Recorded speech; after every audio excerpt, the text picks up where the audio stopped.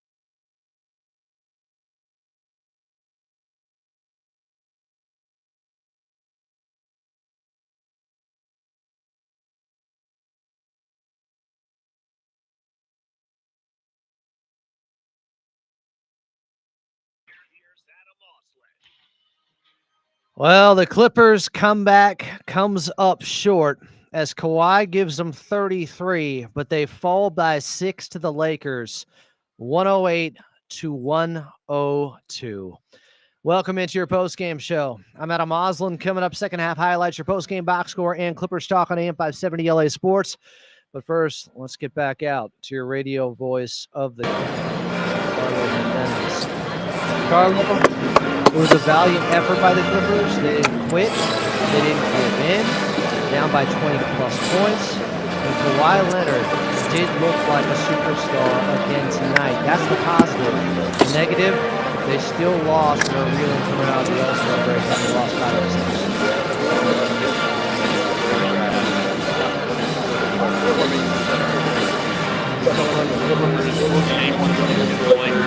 Had opportunities down the stretch.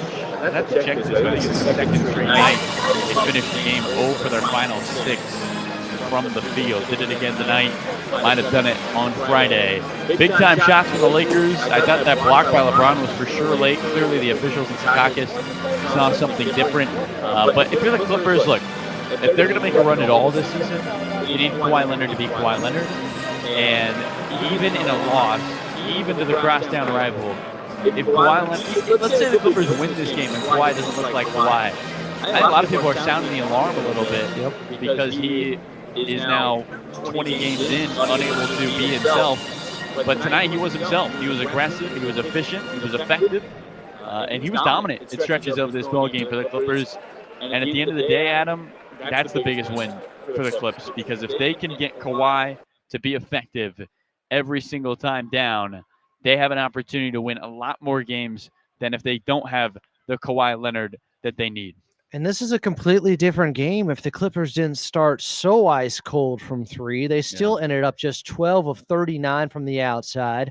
Bogey started to find himself a little bit late, but James Harden just 4 of 14 after going 5 of 22 on Friday night, 13 points, 8 assists. But if he just knocked down a couple more shots, this is a different outcome. You had guys with these, out-of-body type of performances from the Lakers, with Connecticut going for 5 3-pointers like it's back in November again, with Shake Milton knocking down 2 timely threes. And meanwhile, the guy you expect to do better from an efficiency standpoint, especially from beyond the arc, James Harden, he missed a lot of good looks. He did. I think James would like this one back. He'd probably like the last one back. I mean, he finishes this game, Adam, 2 for 9 from 3. The big one down the stretch that he thought he had at the top of the key. I think the Clippers, they did a great job in that second half, not turning the ball over, getting back on the defensive end, just 10 fast break points for this Laker team, but just unable to close the door on the Lakers in the final minutes of the ball game. I credit the Lakers. They've been the best team in basketball in their last 22 games. They're 18-4, and the Clippers were close. They were close twice in this one, close from hitting shots twice. And some coaches will tell you, Adam, it is a make or miss league. And at the biggest moments, the Clippers weren't able to get their shots to go, but they're getting a lot of experience right now in these moments. And hopefully that pays off down the stretch as the season goes with Kawhi. Need one against Phoenix, in which will be a tough game on the front end of a back-to-back, and against a team the Clippers haven't won against this season, but the Suns are just falling from the sky right now. The Clippers have to get that victory. Tip-off for that one on Tuesday night in Phoenix is at 7. We'll have your pregame show back here starting at 6. Tough one, but some exciting moments. And with Carlo Jimenez on the call, it's always a good one. Carlos, safe travels. Great call. We'll do it again on Tuesday. Adam, we are 1 game away from seeing you in person.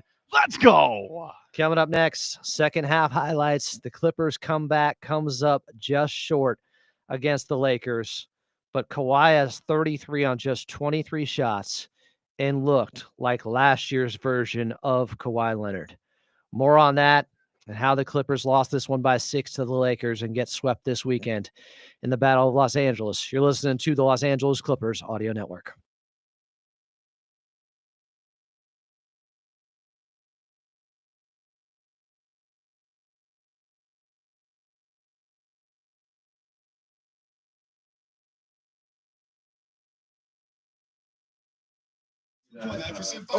Y'all, I'm telling you right now, I saw what I needed to see from Kawhi in this game. It's not just that he got 33.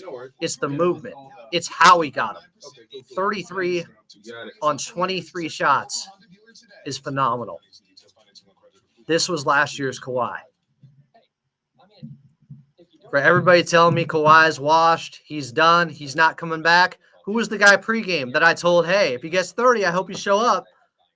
He got 33. I don't see that guy here in the chat.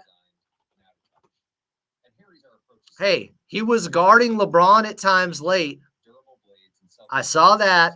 He was guarding Luka at times late. I saw that. I'm telling you, this is close as you can get to last year's version of Kawhi. And that, even in a loss, is huge for this team. To see that Kawhi can still find that switch. He's got to do it over a series of games now. Can't just be one. Otherwise, it's an outlier. But Kawhi looked good. He looked better than LeBron in this game. LeBron had 17 points on 6 of 17 shooting. He looked better than Luka in this game. Guys, Kawhi looked like the best player on the court against LeBron and Luka. That is not nothing. Kawhi was demanding the ball in the second quarter.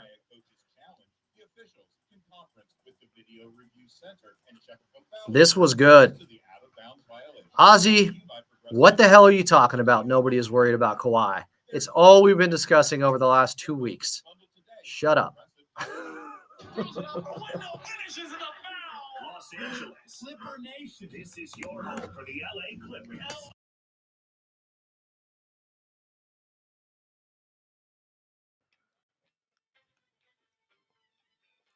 Clippers lose the battle. Do they win the war in some ways? They lose to the Lakers 108-102, but Kawhi Leonard looked like him again for the first time this season. This was his 20th game. He dropped 33 points in 40 minutes, outplayed LeBron, outplayed Luka, but didn't get much help out there. And the Clippers went 7.5 minutes scoreless to end the second quarter. That would do them in. They lose 108-102 to the Los Angeles Lakers.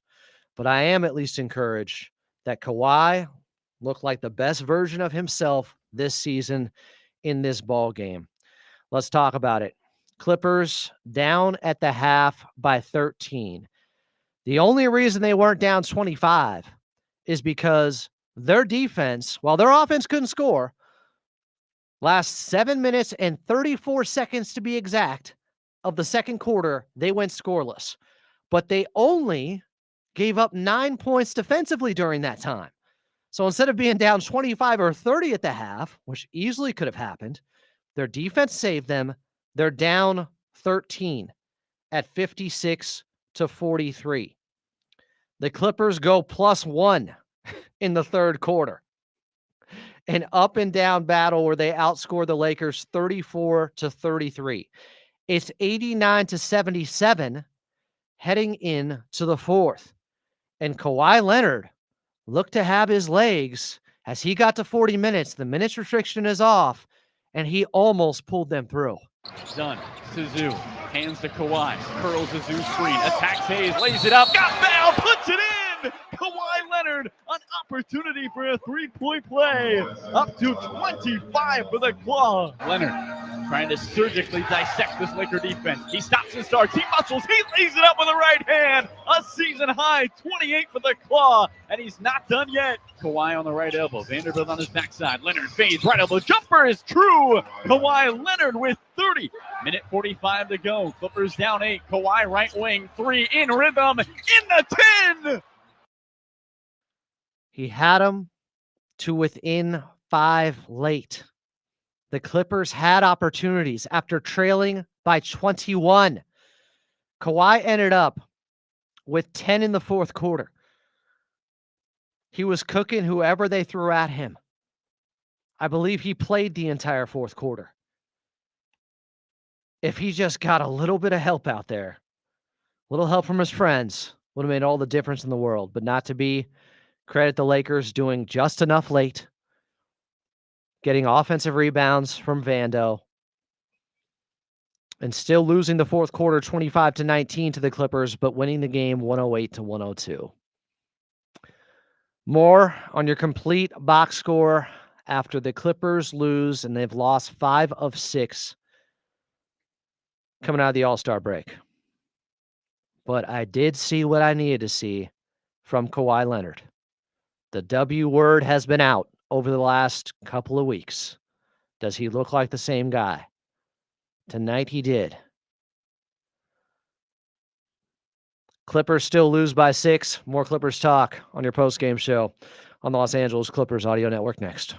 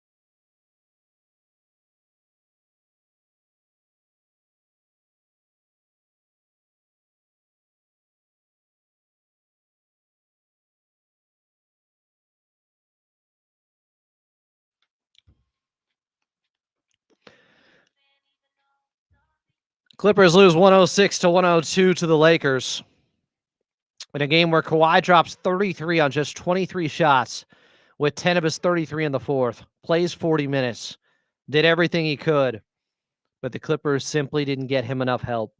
Ivica Zubac only gets 8 shots in this game, inexcusable, ended up fouling out. 12 and 9 on 5 of 8 shooting from the field. Not good enough. You're out there going 7.5 minutes scoreless to end the second quarter. And Ivica Zubac, I don't know if he got a shot up during that time. I think he had a tip in that he missed. So wasn't exactly him being featured.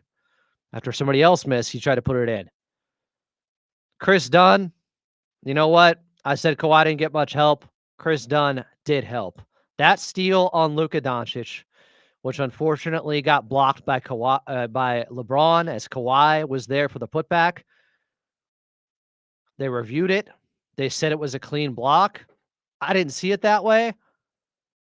I'm going to have to see that angle. But that would have brought it to 3. That steal by Chris Dunn, though, who was in foul trouble. Just an incredible player. Incredible 2 games against the Lakers that unfortunately ended in a loss, even though Chris Dunn played that well this weekend. As good as he played, as good as Kawhi was today, James Harden in both games against the Lakers, Friday and now tonight, was woeful. He went 9 for 36 from the field. 9 for 36. 25% shooting in these 2 games. 8 assists. The turnovers he did cut down on. Didn't have 6, had 3. But simply not good enough. Norman Powell goes out in this game after playing 9 minutes with a hamstring injury after he just returned, which is just unbelievable. They just get him back. He plays 9 minutes. It was a knee issue. Now it's a hammy. And the Clippers get down by 21. They try to battle back. There were some crazy outlier shooting performances by the Lakers. Dalton Knecht goes 5 of 8, his best game since November. This guy went through a 3-week stretch where he literally didn't hit 1 3-pointer after he started off the season hot. And goes scorching hot against the Clippers in this one. Shake Milton goes 2 of 2 from 3. He's been bad. Luka Doncic goes for 29 on 9 of 17 shooting, but had 6 turnovers. LeBron was just 6 of 17, had 17 points on his 17 shots. Like, he had 8 turnovers. They combined for 14, and you still lose the game. And you can't go 7.5 minutes scoreless. That's an all-timer. 7.5 minutes. Kawhi was there for 3 minutes of that. He took 3 shots, couldn't make anything either. I don't think Ivica Zubac got a real shot attempt up. The good news is Kawhi looks like he still has it. We need to see a couple more games like this, but this was encouraging on the Kawhi Leonard watch front. But discouraging is losing to the Lakers and losing 5 of 6 out of the All-Star break. So they fall 108-102. Outside of Los Angeles, we're leaving you until Tuesday night when the Clippers are in Phoenix taking on the Suns. Tip-off is at 7. Pregame show at 6 in LA. It's Clippers Talk next.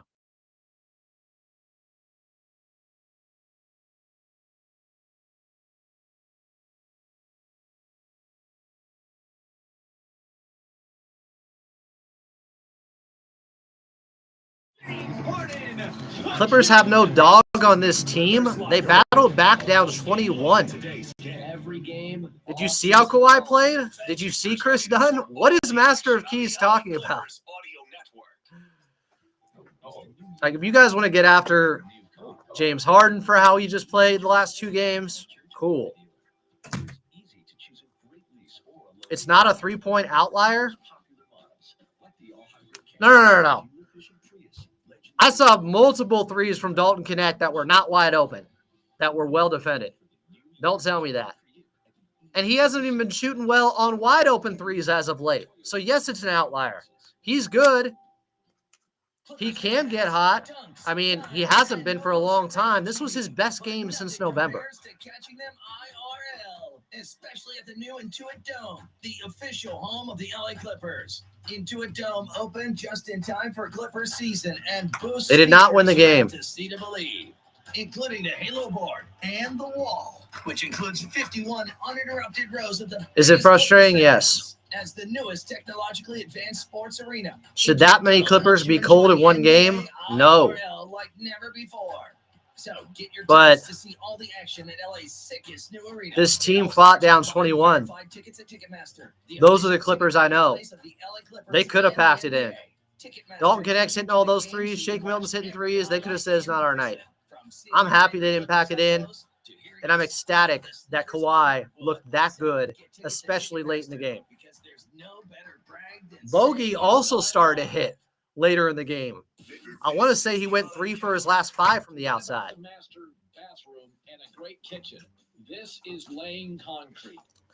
The defensive rating, the on-off numbers of James Harden all season long, he is a net positive. I'm not hearing it. His offense has far outweighed his defensive deficiencies.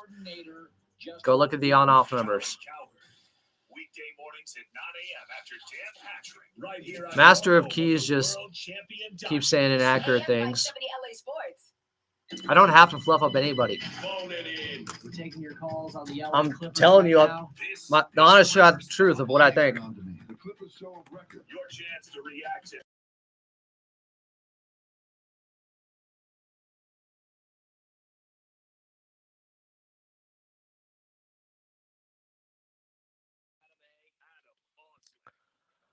Well, that Green Ranger candle still has some wax on it, as Kawhi almost waxed the Lakers with his 33 on 23 shots, his best performance of the season in Game 20 for him. But the Clippers still fall to the Lakers 108-102 in a miserable shooting game from just about everybody else on the squad. Welcome in. It's Clippers Talk. I'm Adam Osland. 866-987-2570. 866-987-2570 is the phone number. This is not Clippers Talk After Dark yet. So if you do call in, we're on the radio. Keep it PG. It is a loss. At the end of the day, my man, it is a loss. Are there more important things that I saw in this game to me that tell you about the Clippers' long-term health? Yeah. I saw Kawhi Leonard tonight. For the first time this season, I really saw Kawhi Leonard. The version of Kawhi they need to have success moving forward. They played through Kawhi. 33 on 23 shots is ridiculous efficiency. He outplayed LeBron. He outplayed Luka. The difference, the Clippers didn't have a Dalton Connect who went 5 of 8. Unbelievably. They didn't have a guy like Shake Milton go 2 of 2 from 3 in his 8 minutes. Timely shots. Nico goes 2 of 3. I thought he played well. Bogdanović ended up 4 for 11 after I think he started 1 of 6 from the outside. James Harden went 2 of 9. After going 5 of 22 Friday night, he goes 4 of 14. He shot 25% on 9 of 36 shooting in these 2 games against the Lakers. That is inexcusable. That's not good enough. And it is brutal to watch a guy miss wide open 3 after wide open 3 late. Chris Dunn went 1 of 5 from 3, but I'm not placing any blame on him. He was incredible and gave him a chance late. That steal on Luka Doncic was insane. Ivica Zubac, I'm not blaming him. He only got 9 shots up. 5 of 9, 12 points. How does he get 9 shots up? This is the game to me. The second quarter. Yeah, I'm going back that far. Why do you think the Clippers got down? It could have been worse. Their defense was stellar, guys. I know a lot of people in here will just sum it up to a loss and say everything sucked, everybody sucks. No, there are good things and bad things that happen. There are good plays and good players and good performances, even in losses. We're going to actually go through the details of what happened. Because their defense, again, was great. Some of those threes that Dalton Connect made, guys were right there. 108 points is nothing to give up.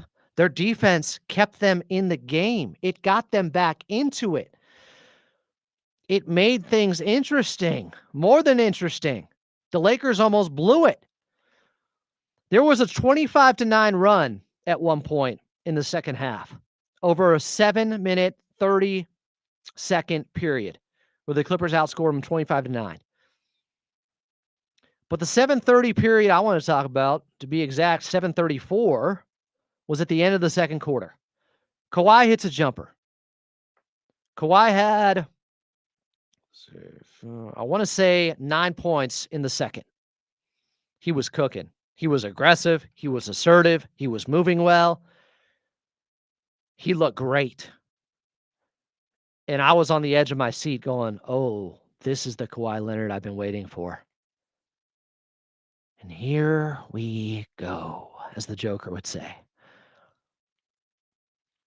That's the Kawhi I need to see. But he goes out of the ball game after a timeout at the 6:24 mark. So he was out there during part of the period where they went ice cold, where they went over the last 7 minutes and 34 seconds of the second quarter. That is hard to do, honestly. That is a rarity. They went over their last 11 shots with 3 turnovers in their last 14 possessions of that second quarter. And a lot of those shots were missed by Bogey, unfortunately. As much as it helped out late that he hit a couple of three-pointers, he was brutal during this stretch. You go through the game log, you see Bogey miss, LeBron turnover, Bogey miss, timeout. Now Kawhi's out of the game. Next shot by the Clippers, Bogey missed 3. Next shot by the Clippers, Bogey missed 3. He missed 4 straight shots. After that Kawhi jumper, had them down 1 at 44-43. They would not score another bucket, and Bogey took the next 4 shots, missed them all. He gets taken out for Jordan Miller. Nico Batum gets taken out for Kobe Brown. Coach Lue is looking for anything. Congrats again to Jordan Miller. 4-year contract. $8.3 million. So who gets the next shot? Well, the Clippers have some turnovers. Big Zoo turnover. James Harden turnover. I mean, they can't even get a shot up. Kobe Brown misses a layup going to his right. James Harden has a turnover. Kawhi comes back in around the 3-minute mark. Now Kawhi's cold. He misses a 20-footer. Jordan Miller misses a 3. Full timeout. It's 54-43. Clippers haven't scored. Out of timeout. James Harden misses a 3. I think that was a good look. Kawhi misses a 3. I don't even... This is hard to look at this game log right now. Kawhi misses another jumper.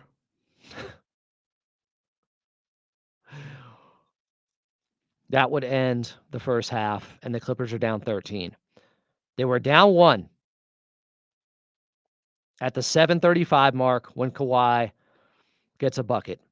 They don't score again in the last 7 minutes and 34 seconds of the second quarter. It's unbelievable. That's the game. I mean, the Clippers still had their chances late, and I will say, that possession where LeBron hit a 3 after 4 opportunities late by the Lakers because Vando kept getting offensive rebounds. That was brutal. So even though I'm damn proud of the Clippers battling back and not giving in, that can't happen, obviously. Their comeback comes up short. Kawhi's best game of the season ends in a loss anyways to the Lakers. I'm trying to see when that LeBron James three-pointer happened because it was truly incredible how many extra opportunities they got. It was 93 to 88. The Clippers are down 5 after Ivica Zubac actually got a touch and made a hook shot. I think that was a spinning floater over LeBron. Lakers call a timeout. LeBron, missed jumper. Vando, offensive rebound. LeBron, missed jumper. Jemison, offensive rebound. LeBron, missed 3. Vando, offensive rebound. LeBron made 3. 5-point game goes to 8. That's at the 7-minute mark of the fourth quarter. Clippers kept battling. They get down 11 after Luka goes to the line. Kawhi brings it back to 9. Hits a jumper. Looks smooth with it. Ivica Zubac gets a dunk. They're down by 7. Dalton Connect, 3 at the 5:13 mark. They're back up 10. James Harden gets one to go, a floater. But then misses a three-pointer. Was not his night, was not his weekend. Chris Dunn was better than him offensively. He got a floater to go. And they're down 11 at the 3:06 mark after a Luka tough fall away. And I thought that was it. I thought that was the game. But Bogey hits a 3. Then Kawhi hits a 3. It's a 5-point game with 140 left. 107-102. Vincent misses a 3. Bogey misses a 3. Chris Dunn missed a 3 after Bogey got his own miss, gave it to him, and Dunn did miss a couple down the stretch. They left him open. And then you have the turnover by Luka. Chris Dunn gets the steal, is out in transition, and I thought it was a goaltend initially. And Carlo and I are both talking about it. I saw a goaltend. Now, maybe I'm wearing Clippers rose-colored glasses, but we try to be honest about how we think the review's going to go so we can get ready for the next play. Now, Kawhi came down with the rebound afterwards off of what apparently was a good block. They reviewed it. It took forever. They went to Secaucus, and LeBron apparently got the chase down on Chris Dunn. But it was Clippers' ball because Kawhi ended up with it. He misses a jumper. Chris Dunn gets the offensive rebound. Bogey misses a 3.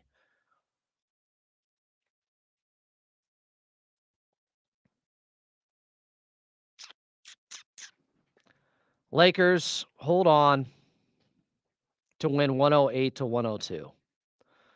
LeBron was having an off game. Kawhi outplayed him and Luka. It was right there for a classic Clippers comeback.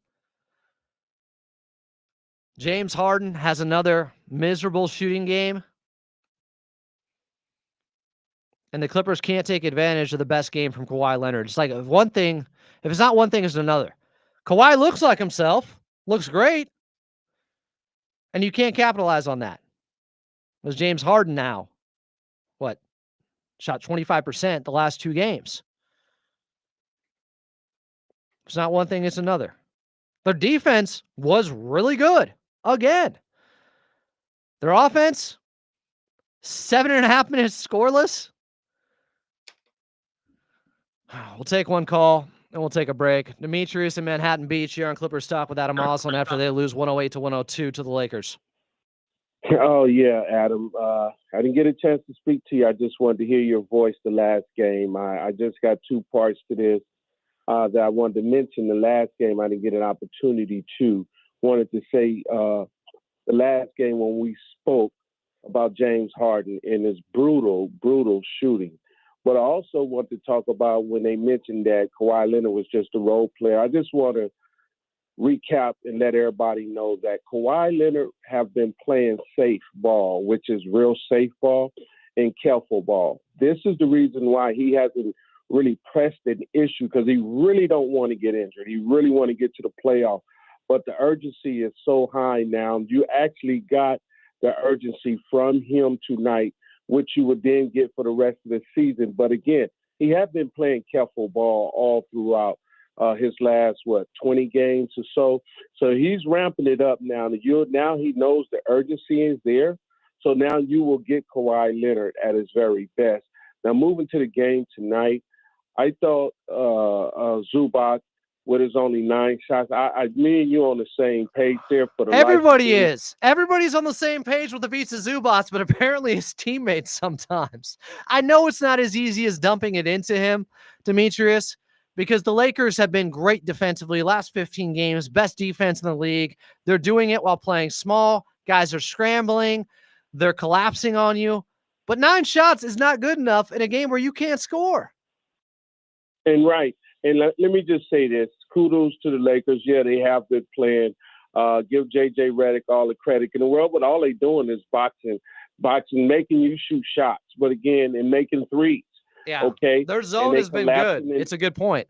They've been real good, but listen, it comes down to Art, Ty Lue, the coaching staff, and everybody to get his guys ready to know. We've seen this over the last 15 to 20 games with the Lakers, okay? What I did like tonight, like I said again, James Harden, we asking a lot of him. We talked about this. He's 35, 36 years old. I mean, what do you expect? I mean, the guy he's got thousands and thousands of minutes over. I agree with you. His usage rating has been way too high. He's been overtaxed. He plays 50 minutes on the second night of a back-to-back. All that can excuse this, but it's back-to-back games with a day off in between, and he has to be better than this. He can't go 9 of 36 over 2 games. Oh, yeah. He can't. So not against the Lakers if you're going to win. And what I think, again, Adam, is with James Harden, he has to be better. I mean, he has to be better. But, again, I would like to see the urgency. I love the fact, like I agree with you, it's a loss, in a sense of urgency. But I'll bring some light at the end of the tunnel here. I would like to see the urgency they had in the fourth quarter of last game, the fourth quarter of this game.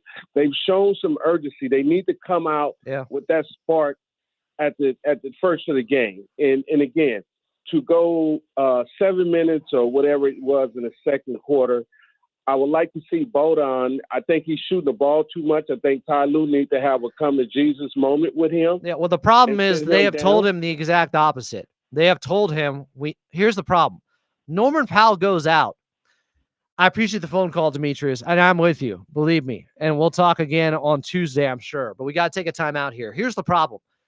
You get ready for this game, and all the talk is Norman Powell's back. Norman Powell's back. He's their shooter. You looked at the numbers. They were heading into this game. I think I saw the last 14 games without Norman Powell. They were something like 5-9. They were also shooting 4% lower from 3 without Norman Powell. He provides the spacing. Without him, you have to play bogey. You don't have many options. So they're telling him, you got to figure this out, Bogdan. Keep firing because we don't have anywhere else to go for shooting. This is it. Now, Amir doesn't take a shot in 22 minutes, which is wild to me. But Bogey, he at least ended up going 4 of 11 from 3. When it started off maybe 1 for 6, maybe worse. But I'm telling you, without Norman Powell, and who now knows how long he's out with a hamstring injury now, they don't have options. Bogey has to get it going. They don't have anywhere else to turn. He's a shooter. This is what he does. But he's having a bad year. Like at times, he's missing it's like Steve Sachs trying to throw to first. It seems so mental with him right now. Once again, he missed back-to-back three-pointers at one point in the second half. Wide open looks.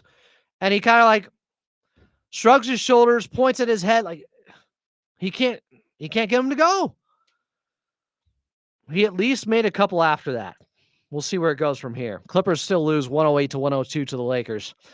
I'm Adam Osland, and you're listening to Clippers Talk. More of your calls coming up next here on AM 570 LA Sports.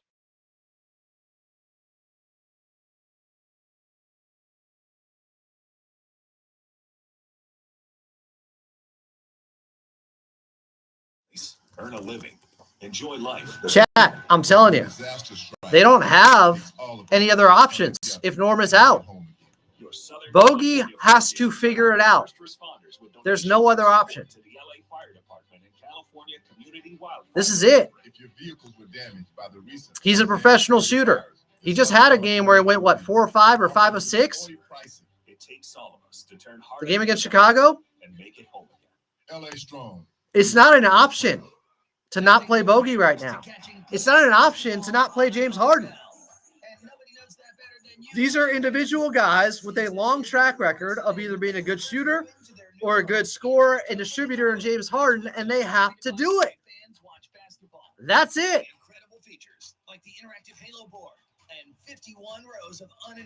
If Kawhi is going to be back to this level, and those guys jump on board and get back to playing like they were, well, you're going to be okay.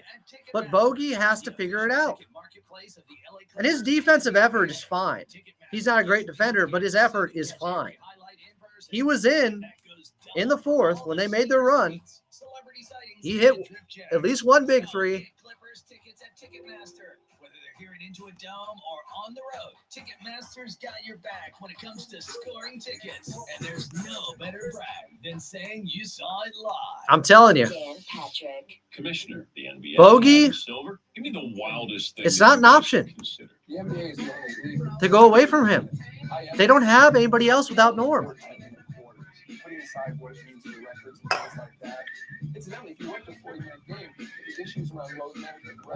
They need shooting. They need guys who can hit from three. Bogey is a career 38% three-point shooter. Yes, he's been shooting 30% from three this season. It's 32 games. I'm taking his entire career over 32 games of what he's been able to do. He's not hurt. It's between the years.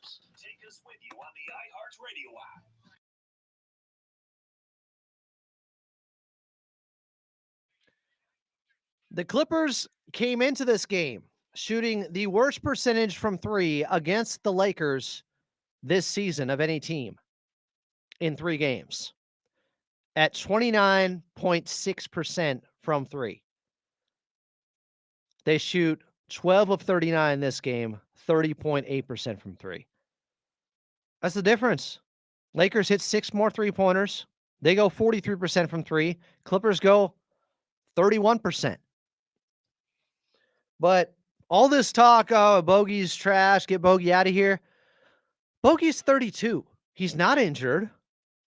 He's talked about post-game that it's in his head. That's what this is. A shooting funk, a shooting slump. And 4 of 11 from three is not abysmal, by the way, where he ended up at. That's 36%. Let's hope he can build off this because, guys, there's no other option. There's nowhere to turn if Norman Powell's still out. Ryan in Santa Ana, you're on Clippers Talk with Adam Osland after they fall 108-102 to the Lakers. Hey, Adam, that 80s throwback of Steve Sachs is kind of crazy.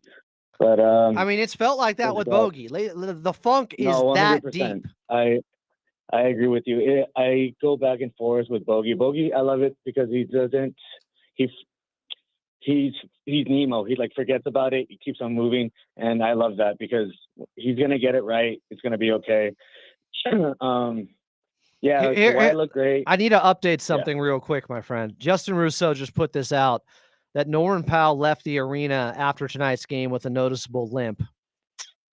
He only played those 9 minutes. He left with right hamstring soreness. Continue, Ryan. The problems just got a little bit bigger. Yeah. If Norm's going to be out for a while. He's going to be. That's why yeah. they kept Bogey out there. The reason Bogey played the entire third quarter and they just kept imploring him, shoot it. You have to shoot it. No, they don't have options. 100%. Yeah, I get it. Like, yeah, he needs to be in there. Amir's not going to do it, and Bogey's had to do it, and he's capable of doing it. It's just mental. Kawhi looked vintage. I cooked him the other night, but he looked great. I just wish that he had a Robin to his Batman, because Dunn looked great. He did the defensive part, but we needed somebody else. You know what the other problem was in this game, Ryan? They were also missing Ben Simmons. I know we didn't play great Friday, but I wanted to see him in this game because Lakers go small a lot. This is a good opportunity for him. He's day-to-day with a knee injury, and we didn't find out till, earlier today that he was going to be out. But keep going. And Ben Simmons is someone who's capable of guarding Luka as well. So if you have if you have Ben and you have Kawhi out there, they're capable of guarding LeBron and Luka. So it gives it a good defensive lineup. But I think our problems are bigger than just this game. But because the injuries. Yeah, I mean, I'd feel a lot better if they were healthy, but now guys seem to be dropping like flies with Norman Powell being out. They need more from Bogey with Ben Simmons being out, who they just got. Like what I said on X was, Kawhi, it's time. Carry them. He did his part. But James Harden had to be better than this, and I appreciate the phone call, Ryan. And if he was, the Clippers likely win this game. I'm not putting it on one guy, but over 2 games, he went 9 of 36, shot 25%, and had a really good look late. I'm glad he kept firing, but look, the biggest takeaway from this game is not the loss to me. It's not. Because the big picture is Kawhi going to ever get back to being Kawhi? Well, tonight he was in 40 minutes, 33 on 23 shots. Rick in Malibu, before we take a break here. Rick, what's up? You're on Clippers Talk with Adam Osland. Yeah, hey, Adam. Obviously disappointed in tonight, but I've held off calling a bit of. I grew up as a Laker fan during the. Cut this guy off right now. Okay, I'm just kidding. Rick. And then I switched to the Clippers. Oh, wow. Saul turned into Paul. I like it. Decades ago. But what I watch with the Clippers is, and it's about time that we all just acknowledge, we're not good enough. We just don't have the horses. We don't make the trades. We don't trade to be a championship team. What trade, Rick? Give me the trade. Give me the actual trade. Don't talk about hypotheticals. What do you got? All right, we gave away Norman Powell and Porter Jr. and got nothing for them. Wait, what? So, I mean, they didn't give away Norman Powell. What are you talking about? What did we get for Norman Powell? I mean, not for Norman Powell. What? Excuse me. I'm talking about Terrence Mann. Excuse me. They got Bogey 3 second-round picks and a guy who's on a contract 1 less year than T-Man, so they'll have more cap space in 2026. All right, let me reverse that. Do you think that this team is built for a championship? I think with the Kawhi I saw tonight, they can compete if they get healthy against most teams in the Western Conference. You think that they can compete? That's exactly my point. Oh, I'm sorry, Rick. Do you think there's a guaranteed team with a championship? No. That's not what I'm saying. Are they built for a championship? I mean, I watched the Lakers. Lakers had a good team all year long. They couldn't win, but they constantly are making trades. They got lucky with Luka, Rick. They got Luka handed to them on a silver platter to revive the franchise. It's the biggest trade in NBA history. That's not normal. You're going to criticize the Clippers. No, why didn't they get a Luka Doncic? In the flukiest, craziest. That's not what I'm saying. Of course, it was a crazy trade. It was crazy. So you're, I mean, it was crazy. You're going to give the Lakers credit because Nico Harrison handed them. Because Nico Harrison handed them. No, they did get something. They got Chris Dunn. They got DJ. They got Nico Batum back, and they got under the first apron. That's not nothing. The Clippers aren't trading to win a championship. They just aren't. Rick, and they Rick, haven't. You know what they're not doing? You know what they're not doing, Rick? Hey, Rick. Season seats for Rick, decades. how about this? I'll let you talk. I'll let you talk. And then right, and then I can respond. So Rick, you got 20 seconds. Go ahead. Say what you want to say. Oh, I thought you were going. Okay, I'll go. I'll go. What they're not doing is quadrupling down on an era that has been disappointing because of injuries and things outside of their control, with Kawhi Leonard not being able to stay healthy. Because if they went out there and made a big move right now, let's say if they had brought in Jimmy Butler or Zach LaVine, the guys that were available, the big names, let's say they did that, right? And you'd be calling and be like, okay, they're making moves. They're trying. But then let's say Kawhi's right knee swells up. Well, did that big move do anything for him other than set him back even further? No. So you don't know if Kawhi can stay healthy from game to game, from day to day.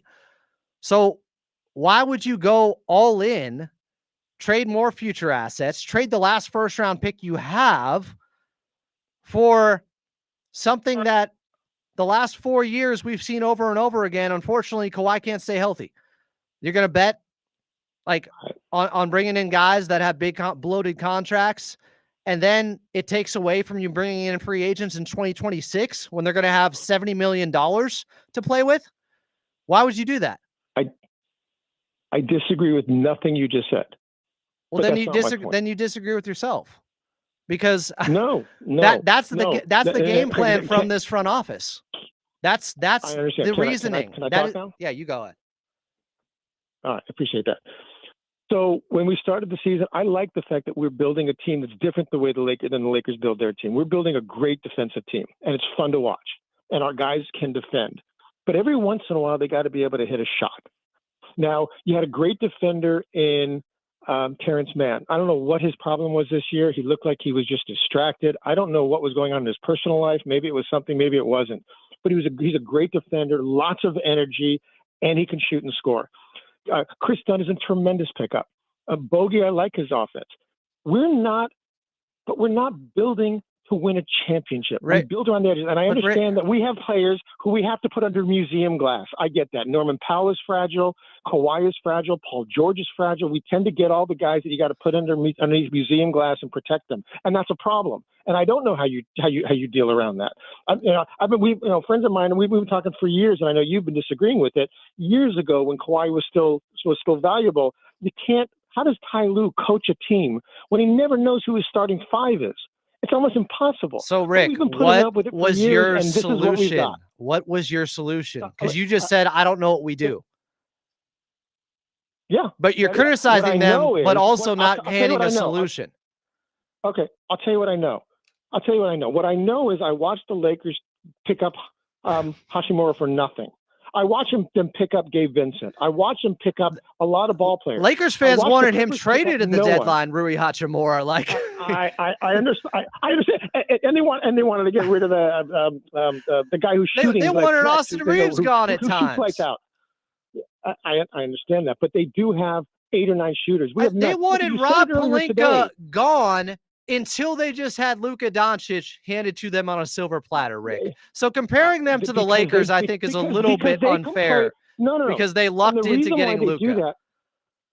The reason why they do that over at the Laker organization is because they every year try to build for a championship team. So they're satisfied with nothing. Yeah, they're prima donnas. Yeah, they complain. They're most obnoxious fans in the NBA. They got the biggest crybabies in the NBA on that team. You stand anywhere near Luka or LeBron, you get called for a foul. I get that.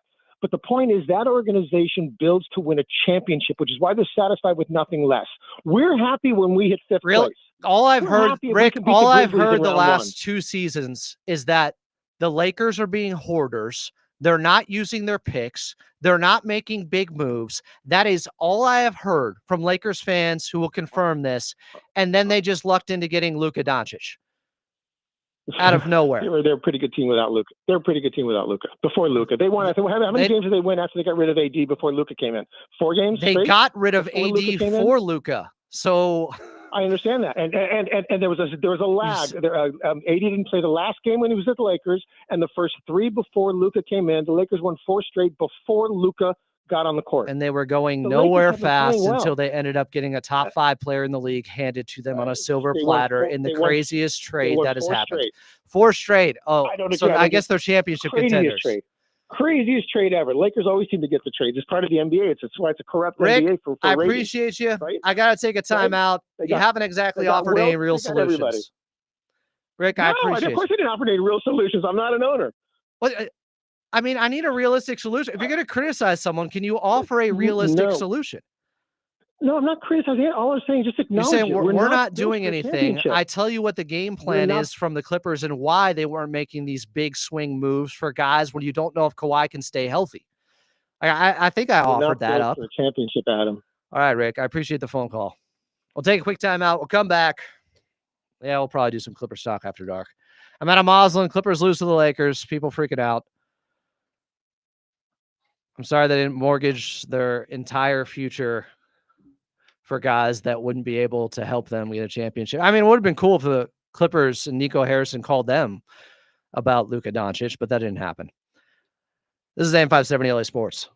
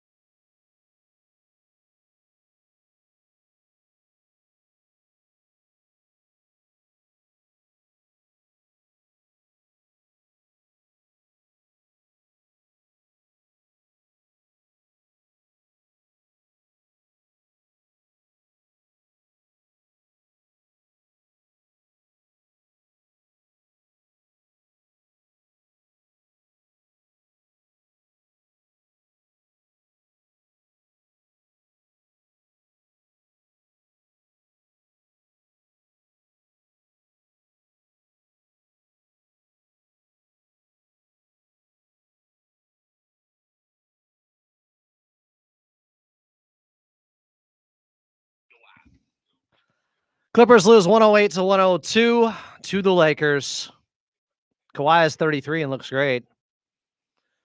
Some people just want to call in, yell at the Clippers, oh, we're not competing for a championship, but offer no solutions on how that could happen. It's unfortunate. I know. The Lakers got Luka out of nowhere. They got lucky.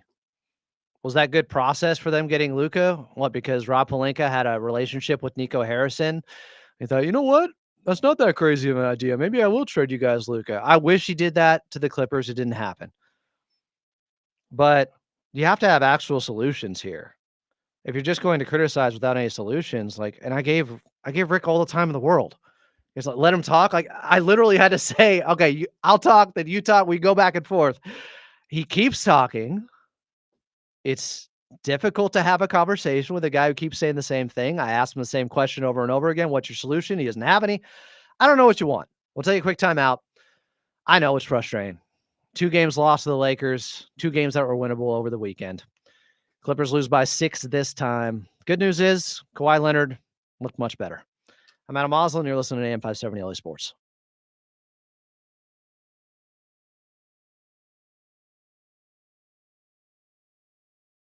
Like, how are you all going to come in here and say, let the caller talk? I just had a caller on for 10 minutes. Is that not enough time? I asked him multiple times, what's your solution? If your vehicles were damaged by the recent Los Angeles area fires, If you can offer a solution, cool. Like, just criticizing to criticize and pointing to the Lakers as the example of what the Clippers are not doing. All the Lakers did was get Luka handed to them. They didn't make some crazy light years move. They got Luka for not much.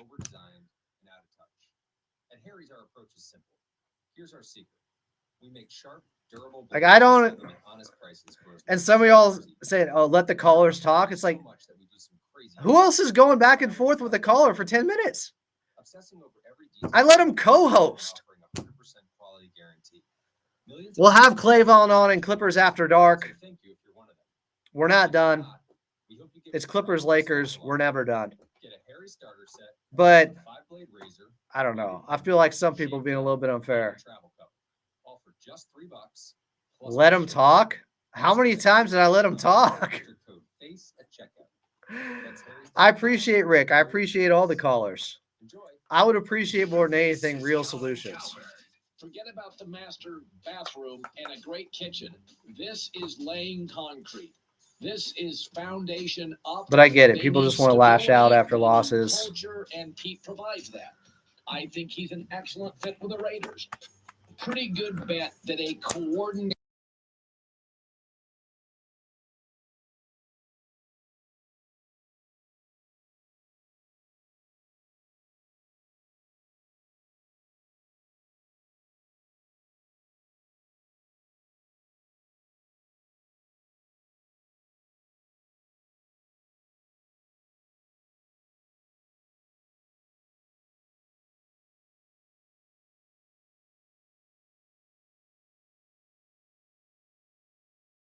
Clippers lose to the Lakers.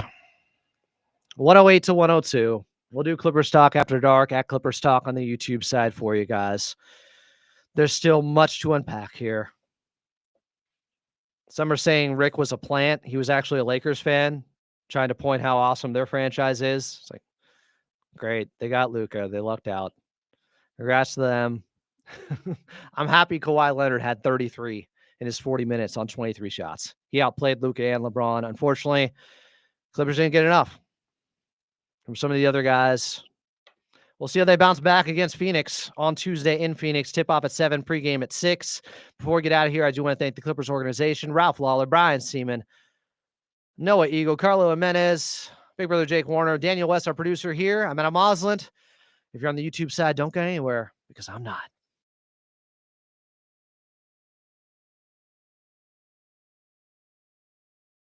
Here on your home for the LA Clippers Audio Network. Like, how many times could I hear Rick say the same thing? The Clippers aren't building a championship team. I go through and lay out the exact reasoning behind them not making a big move because you don't know if Kawhi's knee's going to hold up, and you don't want to make a big move that's going to disrupt your cap room in 2026 and 2027. I'm trying to be logical and rational about it. Jose, hold on. Clavon, hold on. Yeah, maybe they are trolling. I don't know. Who else is bringing on a caller for that long, giving him ample opportunities to give some actual reasoning and solutions? Well, I'm just saying, you talk a lot about doing. Then I get nothing. You never do. So Nothing back. I get it. People are frustrated.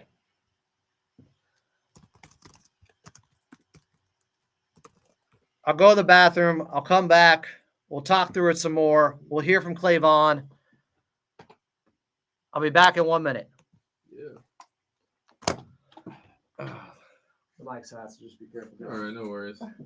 I won't say anything too crazy. Too crazy. Not crazy at all.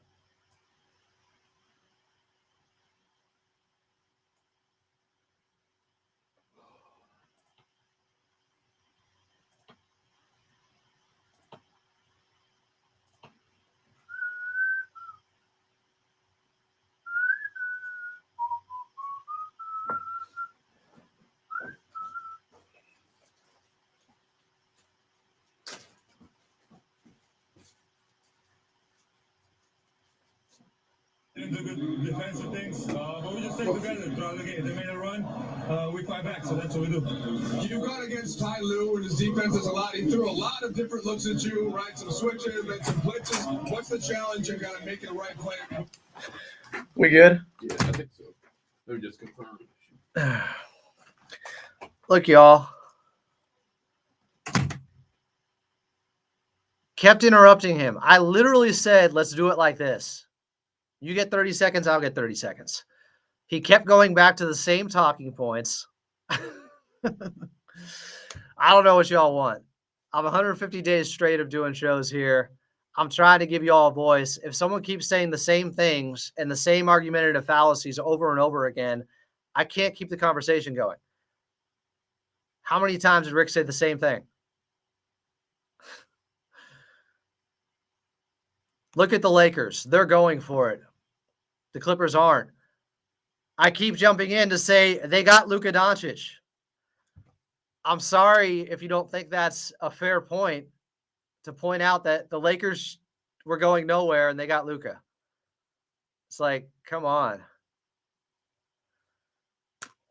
It's frustrating. I get it. They got handed Luka Doncic. That opens up maybe a 10-year window for them.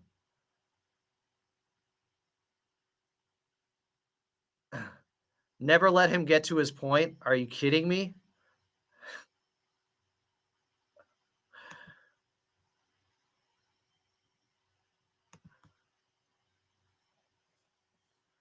All right.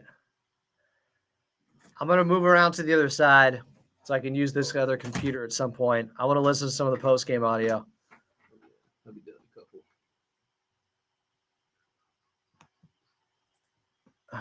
Y'all hating way too hard. Stop drinking that hater energy. Yeah, I think my streak of shows is over. Oh, no. Like, Oh, no. I try my best here. I'm not perfect, but some of y'all in here, Yeah, you broke him. as if Rick was not saying the same thing over and over again.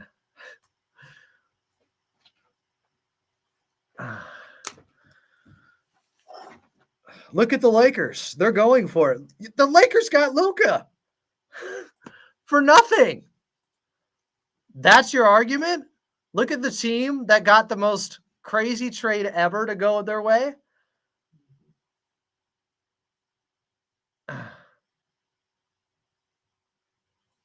Come on. How is that? I don't know. There's fair criticism. I didn't hear anything interesting enough to me. But we still got Clay Vaughn coming up. I know there were a lot of Laker trolls in here. J-Dog's in here. If you guys want to call in at 866-987-2570, I'll screen you guys. We'll do Clippers talk after dark.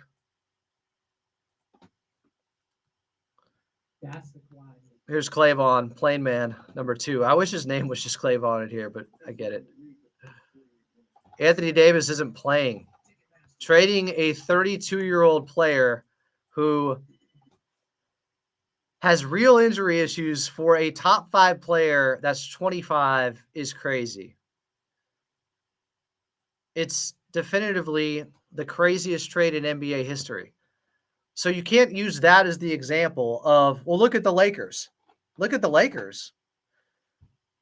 They got Luka handed to them. They got lucky. Good for them.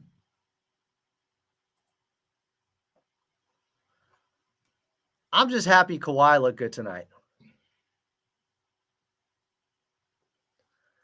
And I'm happy they didn't, like, doubling down and bringing in bad contracts when you don't know if Kawhi can stay healthy. Yeah, that move getting past Vanderbilt to the rim, guys. Ooh, World D. Lee is on to something. I might have to review some of the Kawhi tape post game.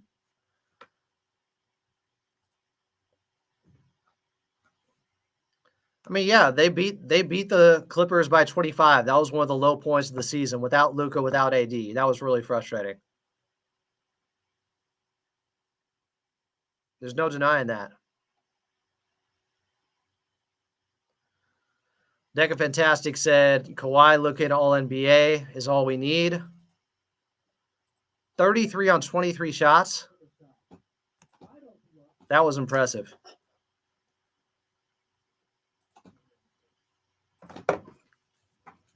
Trying to justify the trade saying AD is not nothing is crazy. No one's saying AD is nothing.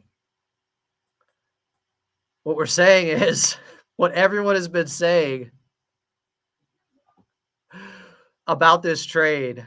I don't know why I should have to explain it. Why do you think the shockwaves have been rippling through the NBA for this long?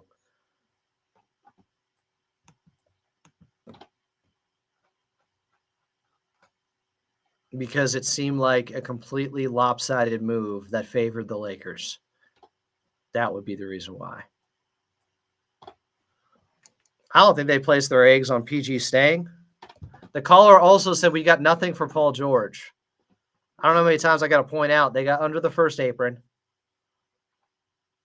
They got Dunn. They got DJ. They got Batum.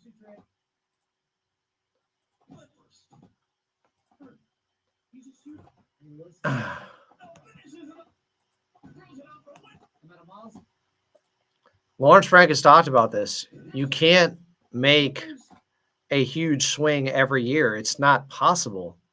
You don't have enough assets. Yeah, Norm had a noticeable limp. The Norm injury is brutal, guys. As much as I'm excited about what Kawhi did tonight, the Norm injury, man.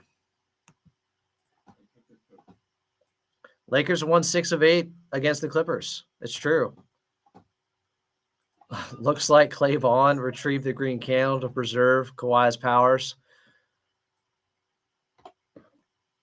Can we trade Harden for SGA this summer? Whoa. See, that's the stuff I'm talking about. Not productive. That's not a solution. I want solutions. Yeah. If you guys think that's an even trade that the Lakers did with Dallas, come on. Let's be real.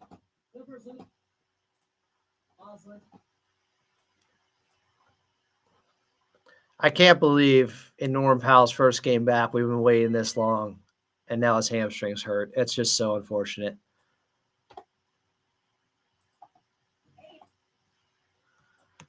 Yeah, look, it's fair to say Kawhi has been unreliable. So is Anthony Davis because of injury concerns. Why?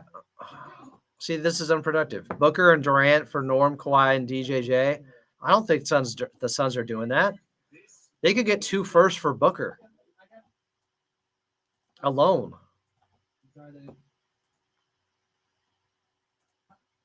Yeah, it's the second straight year the Lakers won the season series against the Clippers.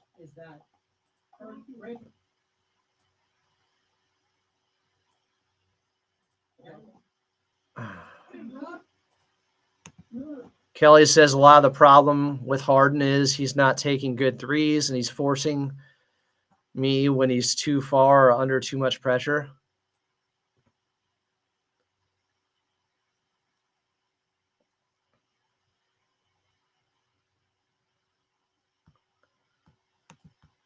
Deca Fantastic said, why trade Kawhi? His peak is still high enough to go for him.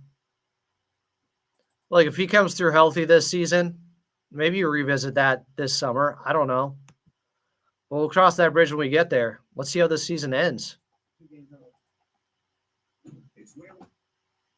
Did Norm come back too soon, somebody's saying? Well, it's a different injury this time. Hammies are tricky. Bogey's aggression taken away from Coffee? I don't think so.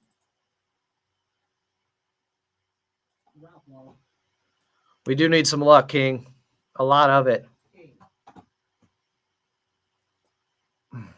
If you guys want to call in, 866-987-2570. I'll do Clippers Talk after dark.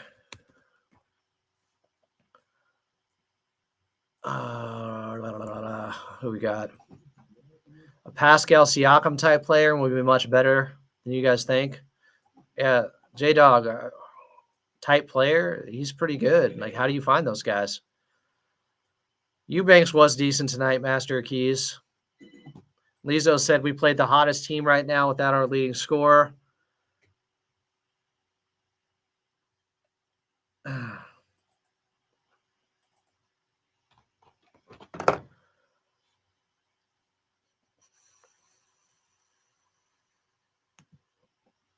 I mean, if you get a young Devin Booker from the Suns for that trade, yeah, you'd have to consider it. I just don't think the Phoenix Suns would ever do that. You feel that? Yeah, You guys feel that? Earthquake, I think. yeah. Check the social medias. Does that mean there's a big trade happening? Oh, wait. Trade deadline's passed. Was that just us here at AM 570? You guys felt it too?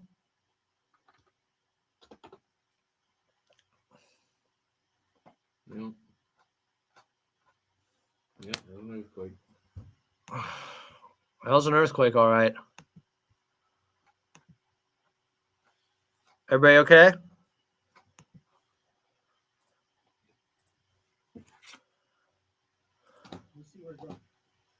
On the iHeartRadio app. Yeah, Suns owner might trade Booker. But I'm not saying they wouldn't trade Booker. I'm saying they wouldn't trade Booker for the trade package that was put up here. They can get a couple of firsts. At least a first.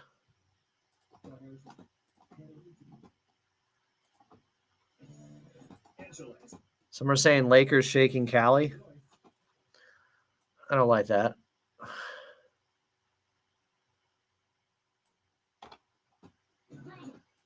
Someone said, you all know what that means? Kawhi has awakened.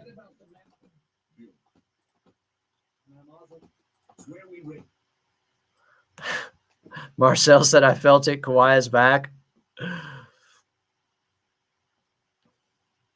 Luka did give them confidence. Like Kawhi, he didn't play well tonight, but he's played amazing basketball as of late. They got a shot in the arm getting Luka Doncic.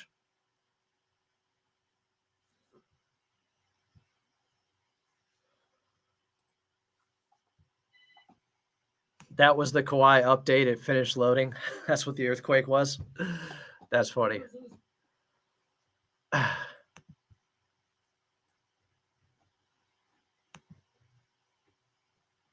Ray didn't feel it in the South Bay.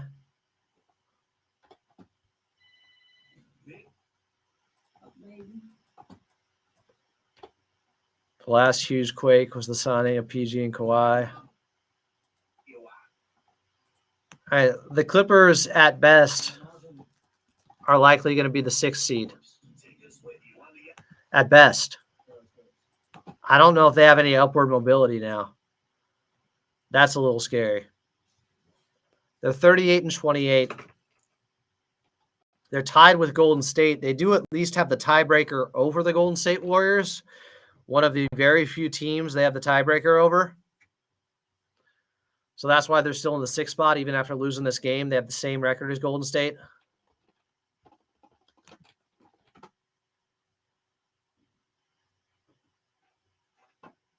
I mean, I've laid out the direction. The direction is, I don't know how many times I got to say it, the Clippers are going to have $70 million in the summer of 2026. They have a plan to try to be as competitive as possible right now without mortgaging their future and without picking up salary that would restrict them from having $70 million in 2026 to play with. They do not own their own pick. They'll likely have the Oklahoma City Thunder's pick which might be 29th or 30th.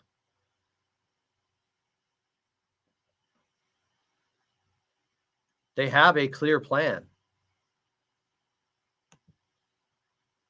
There's multiple guys, like $70 million for who? There's multiple guys who could be available. I think Trae Young is the most likely candidate. He could be traded this summer.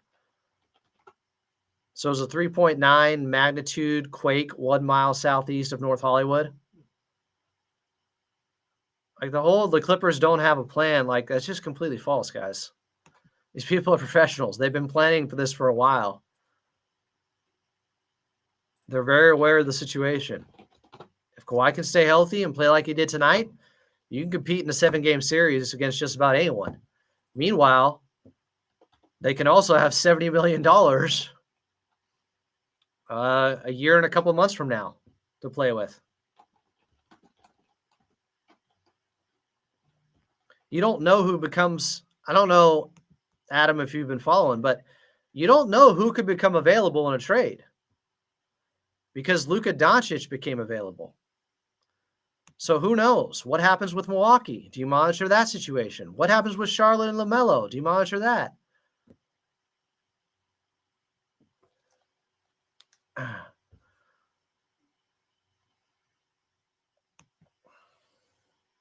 Mikey says you banking on 2026 free agency, but who wants to play with a guy who barely plays 25 games a season? Kawhi's at 20 games right now. He played 68 last year, but I guess that's lost on Mikey. He just played 68. Like, let's not act like that didn't just happen. I think plenty of guys would come.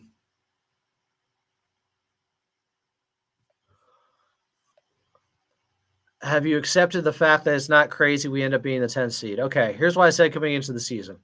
You can go back and check the shows. At best, they're a 6 seed. They finished somewhere 6 through 10. So nothing would shock me in that range. The only thing that would shock me is they completely fell out of the plan.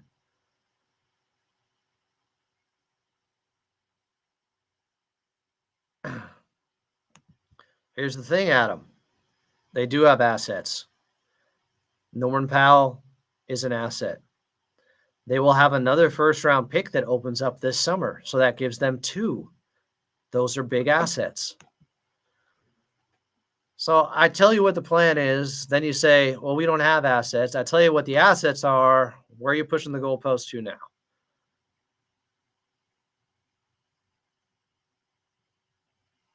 Kawhi was definitely giving off White Ranger vibes. I like this.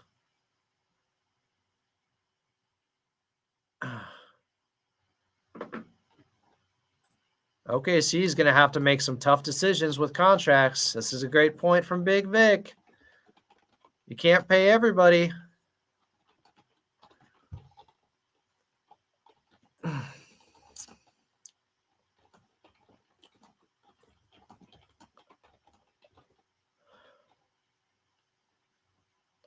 What free agents we get has to be a 1A or 1B guy. Well, that's the type of stuff I'm talking about. See, now Adam's thinking, Norman Powell and a pick for Giannis. I mean, Lakers did it for Luka. Probably not reasonable because Nico Harrison isn't the GM for the Bucks, but I mean, anything could be talked about at this point, I guess. I don't think that would ever happen in a million years, but I never thought Luka would happen. Chunk said, but we had such a good season. This fall off is not the same as we were projected to be 6 to 10 seed. The season wasn't over. You're talking about being halfway through the season. It was going like maybe they could be a top 4 seed at one point. That's fair to raise the expectations. But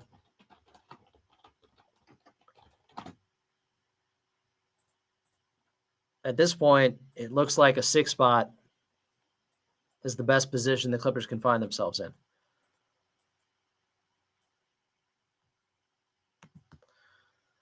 Yeah, I've heard people bring up Ivica Zubac. I know Dime's been talking about that. Zoo is a big asset. If you really want to do a hard reset, you could get a lot for Ivica Zubac. I don't want to see that because he's, just turning 28?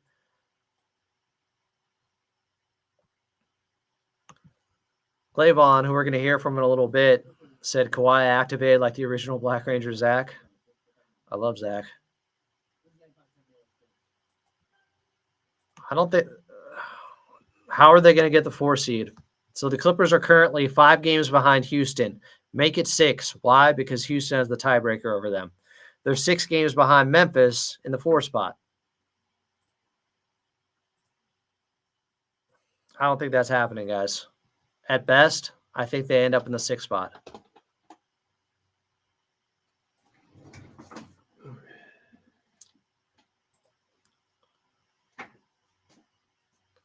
Now people are saying we need to find a good point guard. I wasn't hearing this until recently. I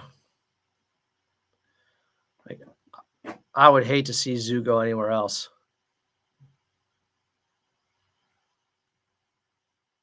Later, Ray.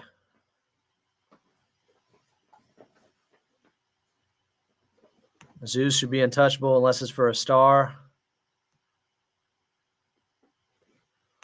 Deccan Fantastic said the amount of overreacting to these losses is insane. Let's make it to the end with Kawhi healthy.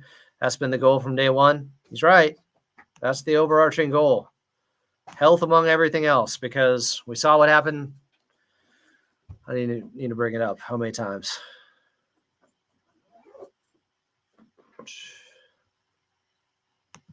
I mean, if you could get Memphis or Houston in the first round, it's funny how many people have come around on Houston now. I was telling you all in December, I'll take Houston out of anybody in a first round matchup. You guys are like, no. The Clippers lost to him 3 times. You don't want Houston.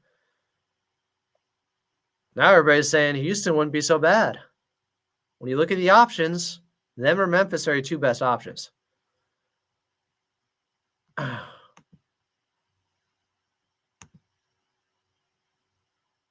Zoo should be untouchable. Zoo is a gem.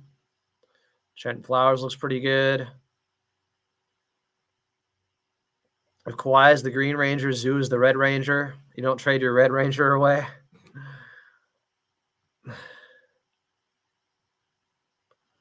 The season is not over. There's 22 games left, Chunk.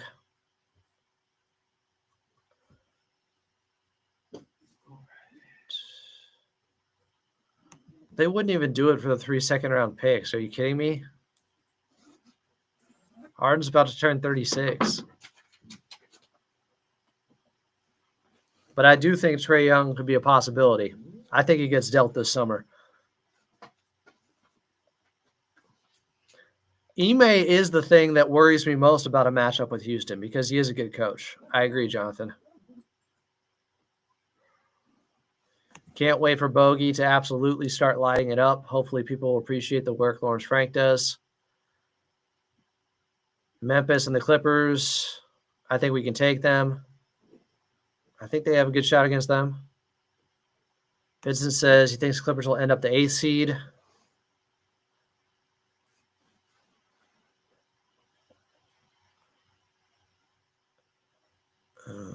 Clips can match up with Memphis. I agree. Is the Suns game a must win? I don't know. I felt like today was a must win. I said before the series, if you lose both to the Lakers, there's a good chance you drop into the play-in. Well, they haven't, technically, but it could happen.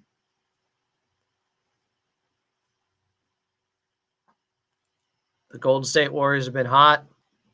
Luckily, Philly did beat them yesterday.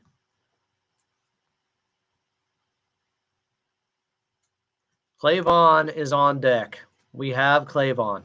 We will be hearing from him in just a little bit.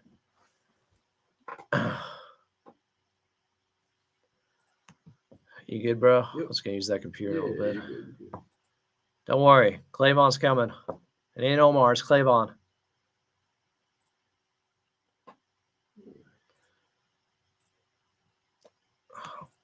T-Man was out of the rotation. Like, he wasn't shooting.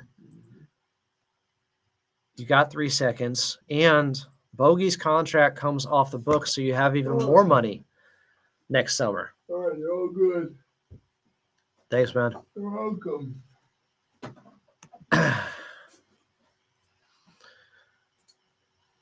Quakey says, hi, Adam. I'm still optimistic that the Clippers can make a good playoff run. Just a bad day for Harden today. Bad weekend.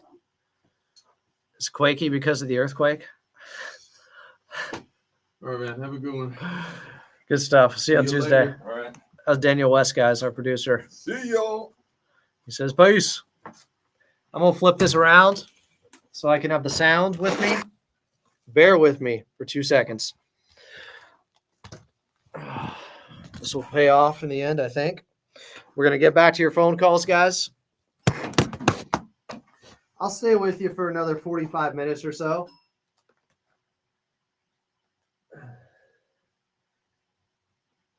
If Rick wants to call back in and keep saying the same thing over and over again, that's cool too.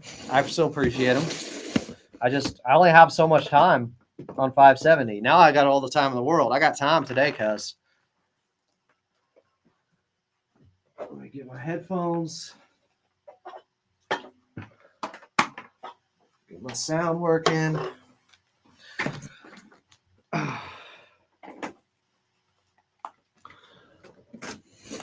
All right, guys, hold on. I want to make this fully operational. Hey, BJ, Kawhi looked great tonight. Kawhi looked like a superstar tonight. Now I need him to back it up with a couple more performances like this.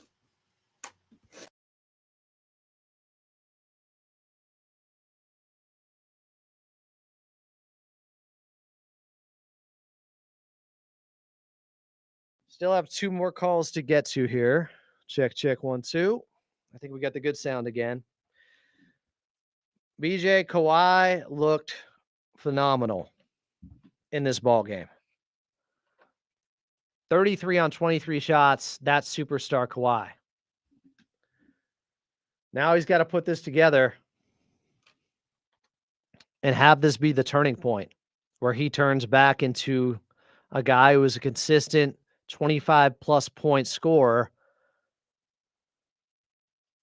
with high efficiency. But I am very hopeful. He started playing with some desperation out there. And I think part of it was because Norm went down. He knew he had to play like that. And Harden had a miserable game. Adam Richards said, does it bother you like it bothers us? Which part? Losing to the Lakers? They gave away KPJ because he doesn't make a lot of winning basketball plays. And I think his process is pretty bad as a player. And they wanted a different look. And I completely agree with it then, and I completely agree with it now. KPJ wasn't getting that much better. I hope he has a long career, but I don't think the fit was working. I don't know how many times I saw people complaining every game about KPJ going into ISO mode, whether he was on the floor next to James or next to Kawhi. Zubats, it's like he'd have tunnel vision.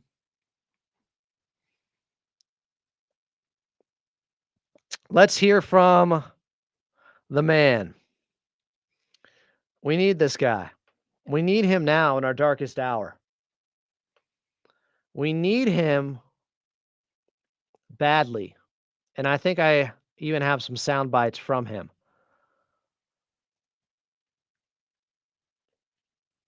Let me see if I can find it.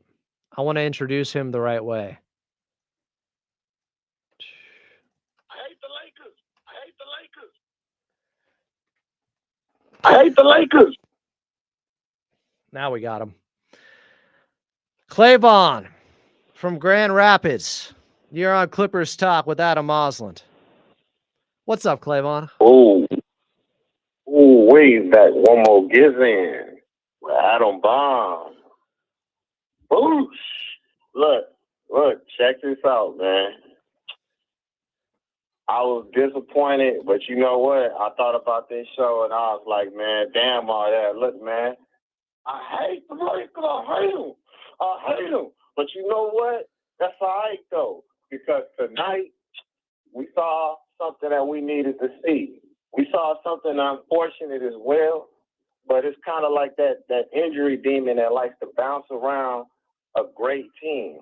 This one day, right now, you feel the earthquake. something is happening in the world, even outside of this game. So it's good. We can talk about 2026 and 27 and stuff. But look, man, next season ain't guaranteed. Y'all see this shit happening. But it's still possible. Do you understand? They still have a squad. One thing the Clippers do is they work with what they have, right? And you see, we was talking about Jordan Miller last time, right? And what did they do? They ended up signing him to that 4 year. What this is opening up is a positive opportunity for what? Some of that young blood. And I think, I think I can feel it. Look, man, we can do this if we utilize what we have. Bogey is quite disappointing, but we still have 22 games left. You're correct about that. And one thing I will say, Chris Dunn, he is a gem too. I'm so glad they picked him up. Yep. I was disappointed in them last threes at the end and shit. I was like, damn. But he made up for that, and throughout his play through it all. And look, I'm from Cali. I'm from Anaheim, 714. And look, I came up in a household, in a family that everybody loved the Lakers. Always been for the Clippers. Okay? For real. But this right here is something that we have to do. Just considering everything that's taking place, y'all see what's happening. Open your eyes. Y'all see what's going on in the world. And so, no, we 22 games. Hey, whether we 6 or 8, wherever we at, Lord bless, Kawhi Leonard does stay healthy. And he continues to play like this. We still need to let him sit out some games so that stress can be taken off of him before he ends up like a Norman Powell. Okay? Like I said, I just hit 40 in January 25th. And Norm is 32. Let me tell you something. When you get to that point, there's something like old injury that activate on you. It's just like, damn, my foul, a switch will get hit in you. You know what I'm saying? And so it might go from one thing to another. But he's going to be back. It's nothing bad, but that's why they're pulling him out. I think they brought him back a little too early. Even though it was a different injury in itself, thank God it wasn't something else, you know what I'm saying, or the same thing, rather. But at the end of the day, Norm will be back. It's not nothing too bad. You know what I'm saying? Like I said, I'm really excited for the second lineup heating up. I think that all they need is that bit of confidence, and that was a kind of a confidence blow, losing Powell, but at the same time, it was also a positive for seeing Kawhi come out with 33. Chris Dunn is lighting up.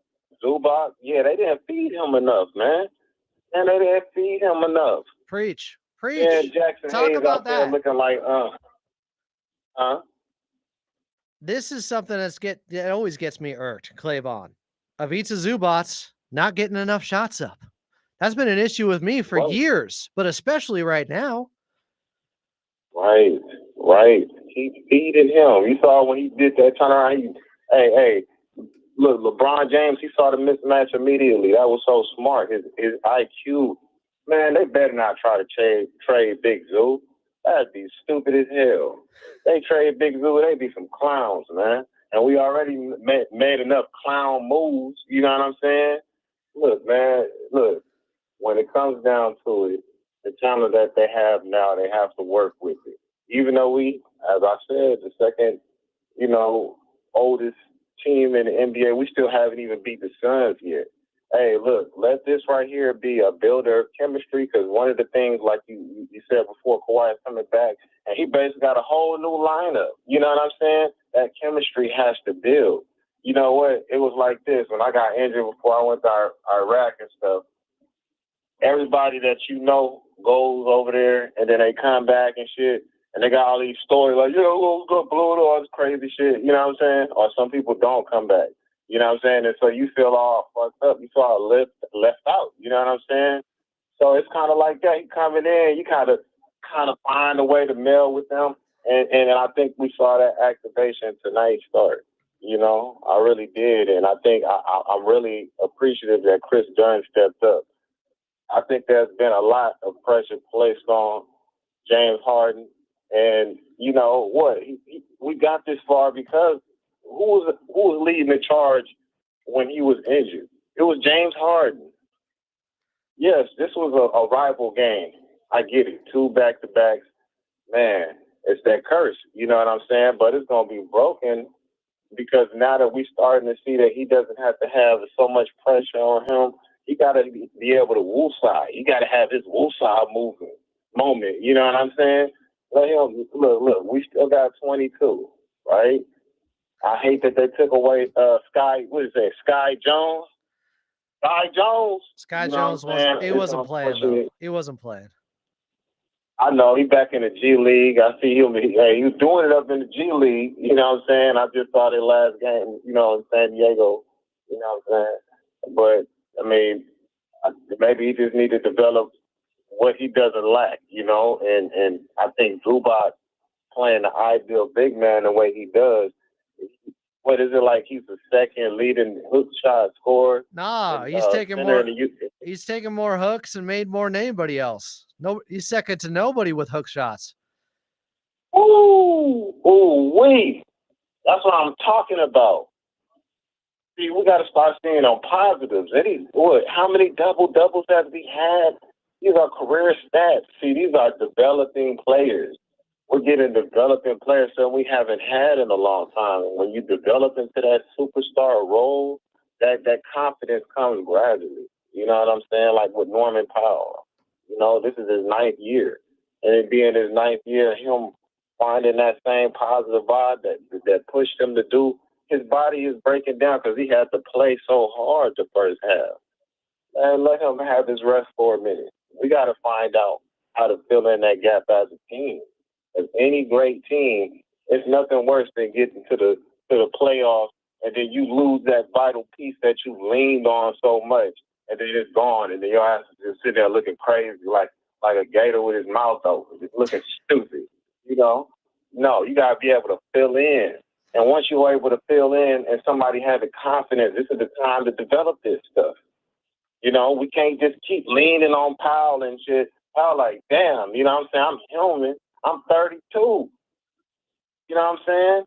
Look, give me some time to be able to space this out so I don't have to feel rushed and I got to just hurry up and take it to the rim and shit, you know, because I think that's when he got the injury. If he would have been able to just hang out on the perimeter and just let him shoot his threes, man, catch and shoot, boom, boom, mid-ranges. That way he wouldn't have to feel so forced if we had somebody else as another confident scorer step up. And I think that's what Kawhi Leonard did tonight, you know, and I think a lot of players are going to feed off of that. Now, what's happening is everybody has to lean on Kawhi now that Powell is out. Hey, you know what? I'm looking for positives. To me, it was already time to start leaning on Kawhi. Without Norm, that's right. It's definitely time. This is on Kawhi to lead them now. And he played like it tonight. Now, unfortunately, not everybody came with him. He didn't have enough help. But he was the best player in this game. Right. That's it. It was an activation. You know what I'm saying?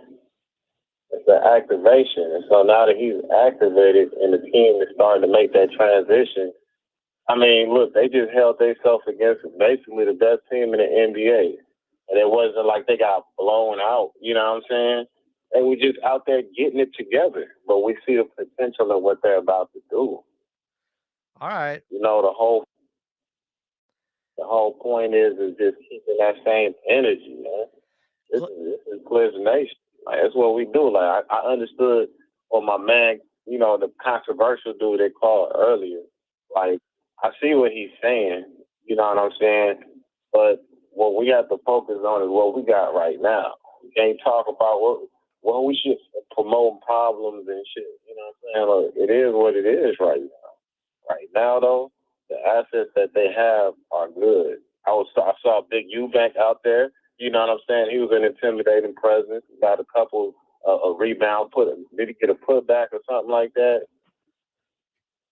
Eubanks had a decent couple of minutes out there. He did have a putback. Yeah. After he missed it, he was Yeah. under the basket. He finally got it. He got it to go. He had 4 points and 5 boards in 12 minutes. I'll take that all day, plus 2 assists. Hey, man, that was better than Mo Bamba and shit. Mo Bamba was out there looking, man. I was like, I kept rooting. I'm like, come on, Mo, let's see something. And then my boy, he's older, my uncle, and shit. He was all like, yeah, man, Mo Bamba used to play for the Lakers, man. And he ain't do shit then. And I was like, and then he got traded. I was like, well, you know what I'm saying? I comprehend why that happened. You know what I'm saying? Because he just don't. He doesn't play with that enthusiasm anymore. I wish Mo Bamba figured it out, but yeah, he's not active enough. He doesn't play with a lot of energy. Nah, and then when you do get like a block, you're like, okay, and then the rest is just like it's a lot of dry spells because he don't really feel like he don't seem like he on a team that's out to win, a championship ring fight. He go kind of cats that had that energy. I think that's what James Harden did bring to the team. You know what I'm saying? Like a couple bad games hasn't defined what he's done on the Cliff squad all the way up until this point. That's the most important thing I think you touched upon here, Clavon. James Harden has had back-to-back bad games. It's against the Lakers. It is going to be magnified because of that. But overall this season, he's been very good for this team. He's been necessary for this team. They aren't in a position without him to have a winning record. Like, as bad as James Harden has been the last 2 games, we got to hope it turns around. You got anything else you want to hit on, Clavon? Hey, man, all I can say is this. Clippers are going to come back because they can come back. Understand? They focus on what they do because it's going to be the world's biggest upset. Watch. Hey, just imagine this. My team, the Clippers versus the Lakers in the Western Conference Finals. All right, Clavon. I'm with you. I appreciate you holding on for that long and coming in and coming through tonight with a phone call. Be good, my friend. Clavon started to cut out there a little bit at the end, but he still has hope. As do I after what I just saw from Kawhi. E, what's up? You're on Clippers Talk with Adam Moslin. Hi, E. Yo. What's up? 2 days in a row. How about that? Like the back-to-back with the Clippers and Lakers. You know what I said last night, right? I said, I'm not worried about Kawhi at all, right? He had some White Ranger in him tonight. Yeah, he's got it. He's got that White Ranger comeback coming in. Hey, he looked great. I think as bad as this loss is and losing to the Lakers, and as bad as it is that Norm's out now with a hammy, seeing Kawhi look that good has me thinking about some things. You have that version of Kawhi in a first-round series, and if the Clippers can get healthy, you can do some damage. Yeah, I mean, it's like I'm sure you played ball and you play with some guys who had like a torn ACL or whatnot, right? They're always so hesitant when they're playing, even though it's been a year since the injury. They're always just scared, and anytime they get any contact, they stop the game. They're like, oh, hold up, right? Just checking their knee and whatnot. I feel like there's been a lot of that with Kawhi, and totally understandably so. But I feel like in some ways it was good for today to get his confidence back in his body, and that's what we needed to see. Was that your biggest takeaway? Or are you, down in the dumps because it's another loss of the Lakers still? No, I'm not at all. Just, I think, as I was saying last night too, the chess master has to play the pieces right. And those second quarter minutes of Jordan Miller, Kobe Brown, and Coffee at the same time was just inexcusable, just unserious. This is not a preseason game. I was like, if I just turned this on and I didn't know have any concept of time, I would think it's a preseason game. But yeah, that was not okay. Here's what I'll say. At the time, I saw a lot of people rooting for it to happen with how the Clippers were missing everything, right? Get somebody else in there. Try somebody else. Norm Powell's not coming back. I mean, he was looking for something. He was searching for some energy. Obviously didn't work. Yeah. But I can at least see the thought process. See, that's the thing, right? I totally understand that you try something else, right? But then there's always one or two things that are smarter we could have tried, right? Put Batum in. You don't need to put Kobe Brown and Jordan Miller. This is not a G League game, right? Put Batum in there. Someone with some IQ who passes the ball, who can hit the three, who can defend, right? And you just got these two guys out. They look so confused. They look like a deer in headlights. And this is not the game to do it. I mean, yeah. So I think the criticism's fair. I do. I think that's something. Yeah, I think that's a fair game. Yeah. And so, okay, positive takeaway, Kawhi looks like Kawhi, right? And he looked like, as you said, the best player on the floor. That was great. But our schedule coming up is brutal. I am seriously concerned because Norm's going to be out, like at least a week.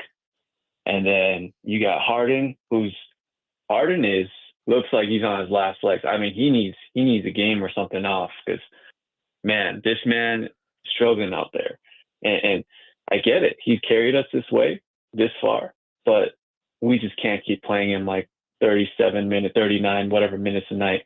We gotta reduce his minutes. We gotta unlock something else like Point Ben or something because we're in trouble right now. Well, hopefully Ben can get healthy too. I think they could have used him in this game.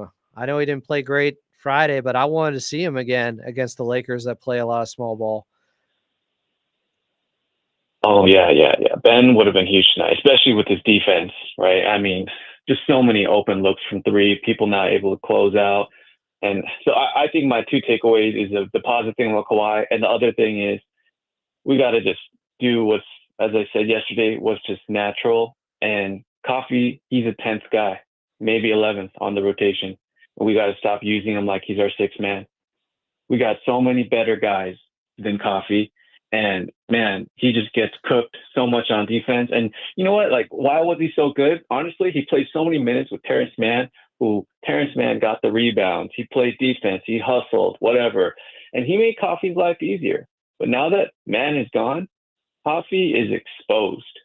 And I like the guy, right? But we can't be playing him so many minutes. We got to reduce him to what he is. A 10th guy playing like 10 minutes a night.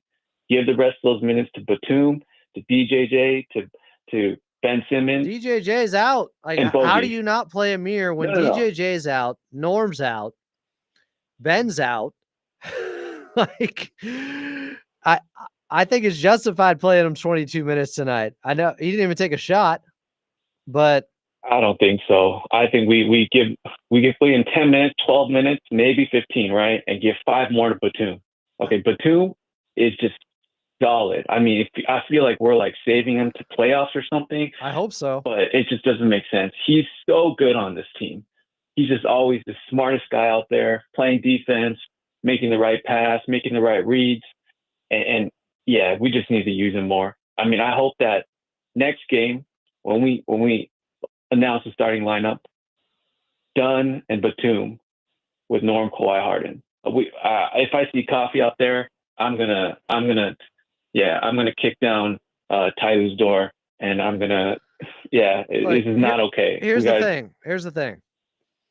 The Clippers lack shooting right now.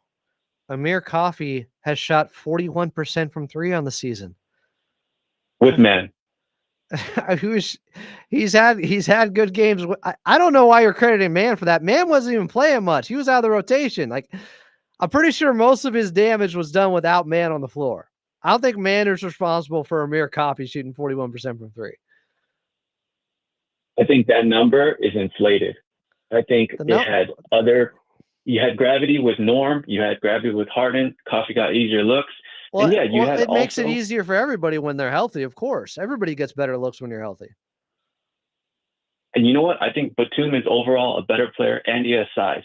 The thing about Coffee is he's a shooting guard. He's a shooting guard that's big for his size. We can't be playing 3 guards out there. We got to put a power forward. And Batum is that. And Batum can shoot. I think I've been saying all season, I think they're trying to save his legs in case they have a matchup in the playoffs where they need to start him at the 4 and move Kawhi to the 3. That is my theory. But yeah, but I always loved Nico Batum. So I don't hate what you're saying. Yeah. And it's just, I'm done with this Coffee business, trying to be the 6th man. Like, he's the 10th guy. And you know what? 10th We guys ain't even don't gonna shoot, make it. but come on, man. 10th guys on the roster don't shoot 41% from 3 on 4 attempts per game. That's not nothing. People get hot. They get hot, and we just look at the last 10 games. He's been a dumpster fire. You can go last 10 over body of work. I mean, wait a second. Last 10 games, he's shooting 40% from 3, 39% technically. My guy, you better go back further. You just said last 10. You got caught a little bit.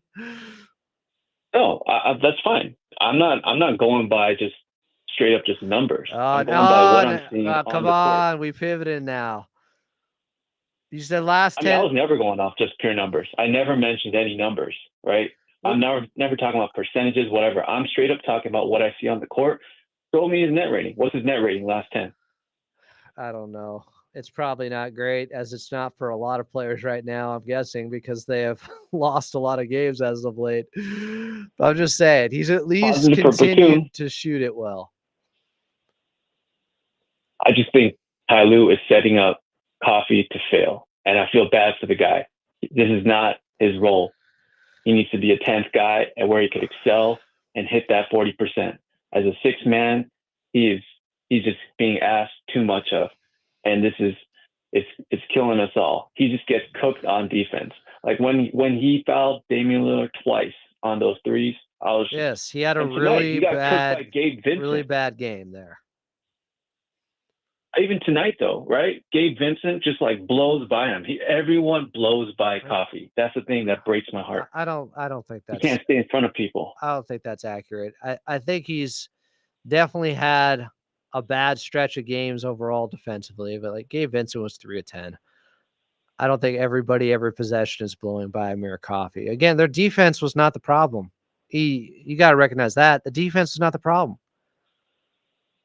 Last 2 games is not the problem.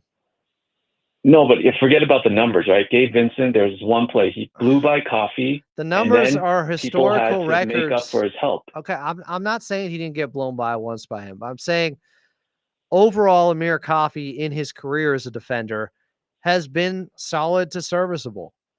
I agree. There have been some bad moments as of late, though. I don't think the advanced analytics back you up. I think he's mediocre at best. Oh, I mean, that would be, I think serviceable would qualify as mediocre at best. Okay. Serviceable, right? But not to start. I mean, also he's a shooting guard. He's a tall shooting guard. He started in place of guys when they're really banged up. Like, they need shooting.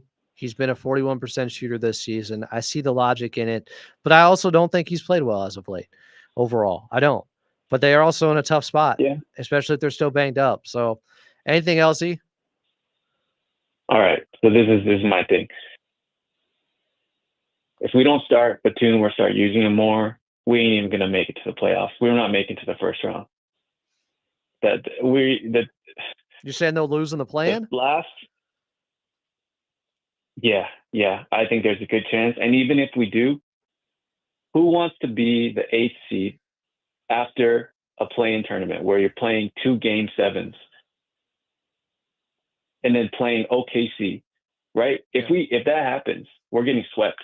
If we have to play 2 game 7s and then literally the problem with play-in tournament, you get no rest.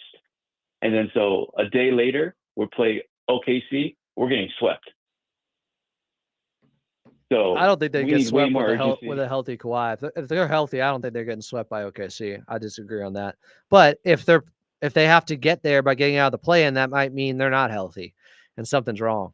So, I mean, yeah, I agree with you. You get in that situation where you got to have some must-win games just to get out of the play-in. It's a bad look. So hopefully it doesn't come to that. Alrighty. Well, okay. All right. Sorry. Last thing. It's just going to be up to Ty. We gotta do the natural thing. We gotta give Harden less minutes. We gotta run point Ben, and I get it. Health is part of it, right? But granted, if he's healthy, surround Ben's shooters. Just do it and see it'll work. That's the only thing that can work really with him. There's only one problem right now: finding shooters. Mm-hmm. Finding shooters on a team this banged up. Hey, you know what? You Bogey's got to come out. And Bogey, Batum. Okay, here's the thing. Bogey. The key is Bogey's got to come out of this slump. That would do wonders for the Clippers. I think he'll be fine. I hope so. I think he just needs to get in rhythm. He's getting in rhythm. He's just finding his rhythm and finding his place on the team. Like there's a lot of times when he looks lost out there and he doesn't know if he's right, and so he's just shooting it just because he's like, okay, I'm not sure what to do. I'll just shoot it. Right, but I think he's going to find his place on the team. The team's going to figure out where his spots are, and yeah, he's going to get back to it. I'm not worried about him at all. So, all righty, are we going to do a call again after next game? We'll see. I mean, weekends, I'm more free, so I can do whatever. But all right, yeah, I'll be listening though. And thanks for all you're doing. You're the best at it, man. You are holding it down for Clipper Nation during these dark times. Thanks, E. I appreciate the phone call. I appreciate the support. A guy who's been calling in for some time is with us now, Jose in Southgate. Jose, you're on Clipper Stock with Adam Osland. After dark. What's up, Adam? In that case, man, I'm just kidding. Look, Adam, I'll be damned if the trolls and the casuals stop this Clippers talk streak. All right? First of all, some grievances.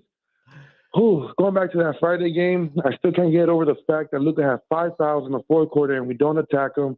But granted, Harden and Coffee needed some espresso on these last 2 games. They both didn't show up. But silver lining, done. He's getting back to it how he was in the beginning of the season. Kawhi, I just got the text right now. The epicenter of that earthquake was Kawhi's spirit, all right? He's awakened. I love to see what I'm seeing from Kawhi. We only got 20 games left. He hasn't even played 20 games. And what made my heart warm was we were trying to do that comeback, and there was a play about to happen. You can hear Kawhi yelling, Zoo, Zoo. So he's pointing to Harden, get the ball to Zoo. He was in there trying to win it. No setbacks yet. With 20 games left, I know we got some back-to-backs coming, and I know Kawhi's not going to play those. Ben Simmons not going to play those. We're going to need to get Harden some rest soon. I think that's why we moved up Jordan Miller. What else was I going to say, Adam? Oh, see, all these callers, everybody in the chat is talking negative. Adam has a number up there. Come on, Adam, Richard, call in. You got all that to say. Let's do it. But Adam, we're going to be all right. Thankfully, we were overperforming to begin the season. We were still in the top 6 seed. Let's look at the big picture. We're holding on by a thread, but we're top 6. Kawhi's only played not even 20 games. And to finish the season, this is it. We're not sinking yet. We're barely floating, but right now it's to show us what we're made of. And Kawhi's looking like he's ready for that. So I'm ready, Adam. Kawhi's ready. I'm ready. Let's go, Clippers! Jose at Southgate, bringing the positivity. His name in the chat, it's just under the letter J. All right. I'm feeling a little bit better after that call. People saying Clavon's still in here. I like this guy's spirit. Let's hear from somebody else in the chat. I mean, at this point, they all would be because it's Clippers Talk After Dark. We're off the air on AM 570 LA Sports, but we're still going at Clippers Talk on the YouTube side. Jonathan, what's up? You're on Clippers Talk. Yeah, appreciate letting me back on, Adam. Oh man, I appreciate Clavon's bring folks off the edge tonight. That was great. I feel like you got a rant in you, maybe. Oh no, I do. But in terms of the game, that slow start was brutal. Dunn, like for as good as Dunn was tonight, I gotta nitpick a little bit. He had 2 really stupid fouls in the first 5 minutes of the game and put himself into foul trouble. I agree with that. But it's also that what do you hurt. do? Because his aggressiveness is what you need. Like, you can't take it away. Yeah. It just, I don't know. I mean, it's just the position. Like he just put himself in a really bad position to where he picked up those fouls. Like, I think it was on the broadcast. I think Jim Jackson mentioned like you got to be smarter about those kinds of things. That first foul against Zoo, I was pissed because LeBron flopped. Like, what are we doing here? Bro, there were some bad calls in this game, and I'm not just talking about. I didn't say this Friday night. Tonight, I felt like there were some pretty bad calls that went against the Clippers in this game, and not just the goaltending call. Did anybody else, Jonathan, was that goaltending or not? Because the angle that Carlo and I saw, we all thought it was goaltending. What did you see? You're fair. Yeah, I think on TV, they showed the replay multiple times. Like, it would have been inconclusive to overturn that call. Like, I mean, I could have argued either way because I thought maybe it did look like his thumb touched it, but it, like, based on the rules of how the review works, like, do they have enough evidence to say it's conclusive to overturn the call? Yes. And from my angle, it didn't look conclusive. So that it should have been a goaltend. I agree with you. That's where I'm like, I don't understand. And it's double whammy too, because if it was called a legit block at the time, or if no whistle was blown, Kawhi got that putback. So that was a huge call I think that would have put us down by 3 at that point, if I remember correctly. And it would have been a different ball game. You're right. It would have been a 3-point game. Oh, you remembered it correctly. All right. Jim Jackson apparently said the same thing. So they would have been down 3 with 30 seconds left. That means they wouldn't have had to foul. They could have played straight up defense. I believe they still had a timeout left. Like, that's a brutal call. I'm not saying it's the reason the Clippers lost. They were down by 21, but I haven't got on the refs much at all this season. And tonight I thought there were some real ticky-tack fouls. Oh, there have been plenty of games where the game against the Celtics where we almost came back and beat them. Like, the reffing in that game was atrocious. Like, that was probably the worst ref game I've probably seen for the Clippers all year. So, I think the other brutal stretch was Vando getting those offensive rebounds. They got 5 cracks and then LeBron made that 3 in the corner. So that's what hurt us. And then going back to Dunn, putting himself into foul trouble. Like, I think Dunn sitting was what hurt our defense and let the Lakers go on that run in the second quarter. So it's like too many mistakes, and then Harden was just straight garbage tonight, and then last game too. It was just like without Harden, we played faster, and that's where Kawhi we were able to run the offense through Kawhi. And I do think that's a good point, Jonathan. The second quarter, to start the second quarter, when they went on that run and Kawhi was cooking with 9 points, Harden was off the floor. The same thing happened to start the fourth quarter. Harden was off the floor, and they were focusing more on getting it to Kawhi. And I hope this is a learning experience for them to realize again, oh yeah, this is Kawhi's team after the way he played tonight. I hope that is one of the big takeaways. So I'm curious, Adam, for your perspective on this, because we heard Ty in multiple press conferences say this team needs to play faster. Team needs to play faster, play faster. Harden's still slow jogging ball up, and it's really annoying. And I think teams are getting wiser about those hit-ahead passes that Harden was doing. And also, I think part of it is we're not getting into passing lanes anymore, because I think teams have adjusted to our defense. So we're not getting any of those quick hitter transition hit-ahead passes anymore. And it's just Harden's just not getting up fast enough. And some might be ball pressure too, but then it's just we're not getting into our sets quick enough. And too many times, Harden's taking those tween, step back threes. He took so many bad shots tonight. I was so angry. So the thing is, any miss from Harden, it always ends up looking like a really bad shot when he misses for the most part, because they're tough shots for most players. And when he's missing, it's like, yeah, why is he taking that shot? Well, those are the type of shots he takes and makes. He's made a career out of it. I get what you're saying. yeah, Like he was miserable the last 2 games shooting wise. yeah, There's no getting around it. yeah. It's just my problem is he takes too many of those. I mean, I'm cool with like maybe 1 or 2 a game, but it seemed to me like he was taking more of them tonight than normal. I guess because he was trying to get something going, but it's just at that point, like get downhill. Like also, I got to credit the Lakers too because they were playing a matchup zone defense, and I think the tape on us from Chicago is out. Like we struggle with the matchup zone. Like we're not getting the ball in the middle and like getting off ball movement and hurts. Like guys are hurt right now too. So it's just like we're like as bad as our offense is struggling, like defenses have adjusted and taken away all of our options. And like that's partially contributing to Zoo not getting the ball enough in a matchup zone. But then at the same time, Harden needs to straight up look to get the ball to Zoo, and Zoo needs to take more shots. So that's my 2 cents. You know how I feel about Big Zoo. No, I think you're right. And yeah, it's not like they haven't struggled with the zone at times before, but the game happening right before you take on JJ Redick, who I think is a very good coach, and I thought he would be. Like Chicago. Yeah, the game right before you play the Lakers probably perked up JJ's ears when he saw that. You know, that probably did grab their attention on tape and say, "Oh, we're going to throw this wrinkle in." But it's also something that I think the Lakers would do anyways, just because they're playing smaller now and they don't have AD. But yeah, that's a good point, Jonathan. All right, I'll go back to chat. Have a good night. Appreciate you. 866-987-2570. We got a line open. 866-987-2570. If you guys want to call in, Clippers Talk After Dark.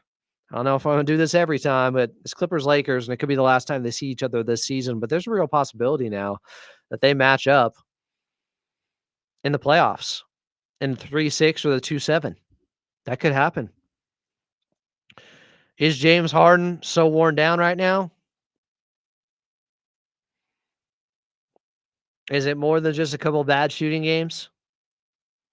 Are we going to see more of this from James? I don't know. We've seen bad games from him before this season. He snaps out of it. He has a big game. Why don't we hear from James Harden post-game, since he is the subject of discussion here? So do you feel like the playoffs started already for this team? Do you feel like the playoffs have basically already started for this team? For everybody. Everybody's fighting for position, fighting for playoffs and whatnot. So it's around the league. He feels like the playoffs have already started for everybody right now. Yeah, I think after the All-Star break, 1-5. Did you notice anything different with the team during the stretch here, or is it just the way it is? Because it's Injuries. so long. Okay. Tough schedule. A combination of a variety of things. He attributes being 1-5 out of the All-Star break to injuries, tough schedule, variety of things. Ty mentioned he liked the offensive process tonight, despite even the missed threes. Kind of where do you fall on with what you saw out there with the process? It's easy. So make a miss lead. You make shots. You make yourself a change. You miss shots. It's a little bit tougher.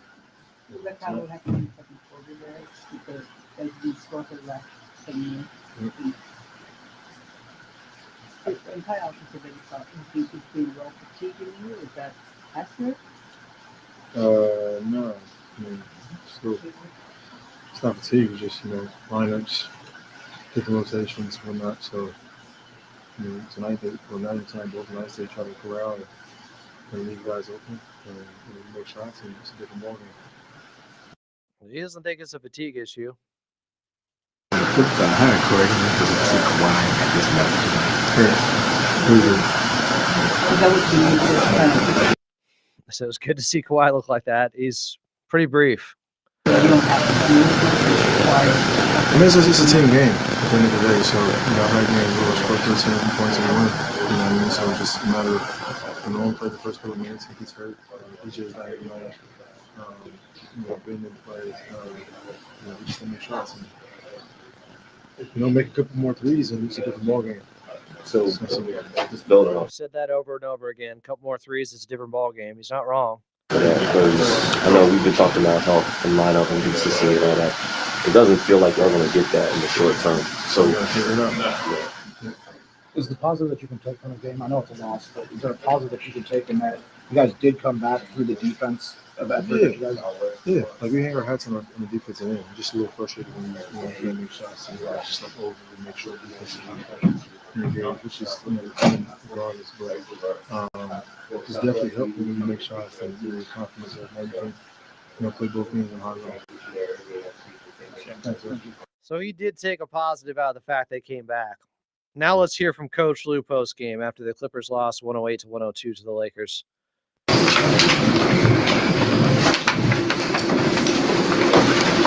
Coach, you guys go into the All-Star break, you winning 3 in a row. Looks like you got some good things going. Then you come out of it, you lose 5 of the first 6.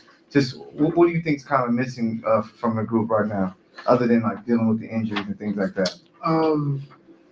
Just got to play through it. Nobody's gonna feel sorry for us. We got down 21 tonight. I like our fight to come back, didn't give in. Being able to play through adversity, being able to play through missed shots. And so I'm gonna give our guys credit for that. But just it's a long season, it's a hard season, and so every night's gonna be a tough game, and we understand that. And so you're gonna win some, you're gonna lose some, but the biggest thing is about getting through adversity, staying together, and then making sure we're building and going in the right direction. And so. Second and fourth quarter, I thought, we did a good job. Second and fourth. About the end of the second, Coach. But in that, during that stretch where they went up 21, like I said, we missed shots. We didn't get back in transition. And then what killed us tonight was the offensive rebounds. We didn't rebound the basketball. And so when you give a good team like this, I think we cut the 5 6 minutes. When you give them 4 offensive rebounds, 4 chances at it, and then LeBron makes a big 3, Yeah. Vando. Those offensive rebounds on that play. Jemison, I think, too. So those are things we've been talking about all season, and we just got to keep grinding with it. The Clippers have been very good all year, not giving up a ton of offensive rebounds, closing out possessions. They're one of the best defensive rebounding teams in the league, but that one killed them. So is there any update on Norm beyond just the soreness? Yeah, he's going to get reevaluated tomorrow.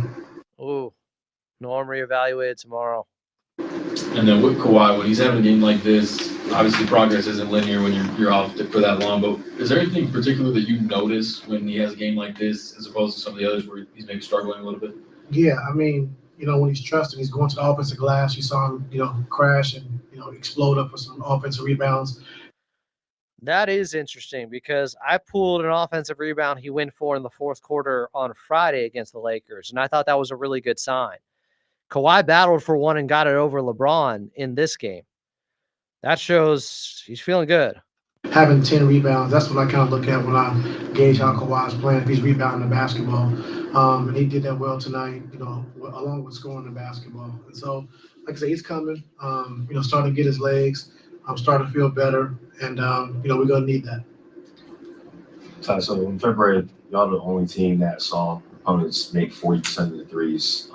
What do you attribute that to, especially given that lead grew because of the Lakers' 3-point shooting, and you gave up offensive rebounds. They get 3-point opportunities out of that. What do you attribute the 3-point defense to?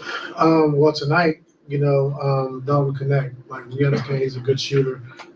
We got to make him put the ball on the floor and get to the basket. We can't allow him to have catch and shoot threes, and we allowed that all night. Along with Gabe Vincent, Luka, he made 5, but he's going to make some tough shots, step back threes, and things like that. And so, some guys that are making them that we weren't taking them, in this last little stretch. Shake Milton. And some guys, we got to do a better job of getting to them. We didn't ask you about Ben. How's he feeling? What's his prognosis as far as him getting downgraded, not being able to go today? Yeah, he'd be day to day. Ben Simmons is day to day.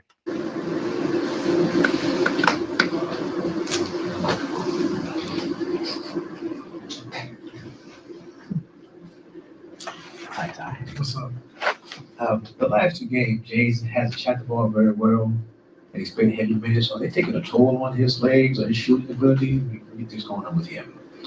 You definitely can see some fatigue setting in. He's played, almost every game, and he's had to carry this team for, 50 games or 45 games, with Kawhi being out. And so, it's to be expected. He's going to go through some tough times, like, where he's fatigued and he's not good to make a shot. And so just being able to impact the game another way. Y'all hearing this about James? Play, almost every game. And he's had to carry this team for, 50 games or 45 games, with Kawhi being out. And so, it's to be expected. He's going to go through some tough times, like, where he's fatigued and he's not good to make a shot. And so just being able to impact the game in other ways, and by passing the basketball, by directing, and that's what Kawhi can, do his thing and give James a chance to, kind of breathe and relax a little bit, So it's a long season. And like I said, he's been grinding out through all these games, and games we try to get him to sit, he wouldn't sit because he wants to play.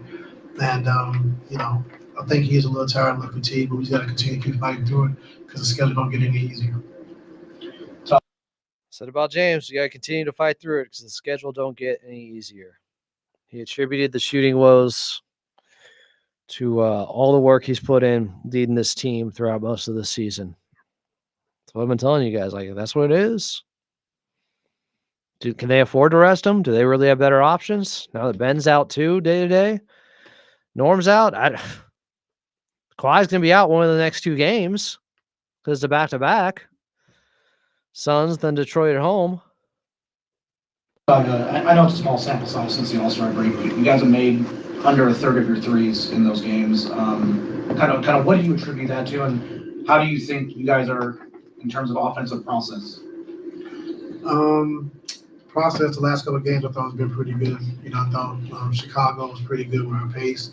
And we generated some good looks tonight. A lot of good shots that we just didn't make, and we haven't been making, like you said. And so, just taking shots with confidence.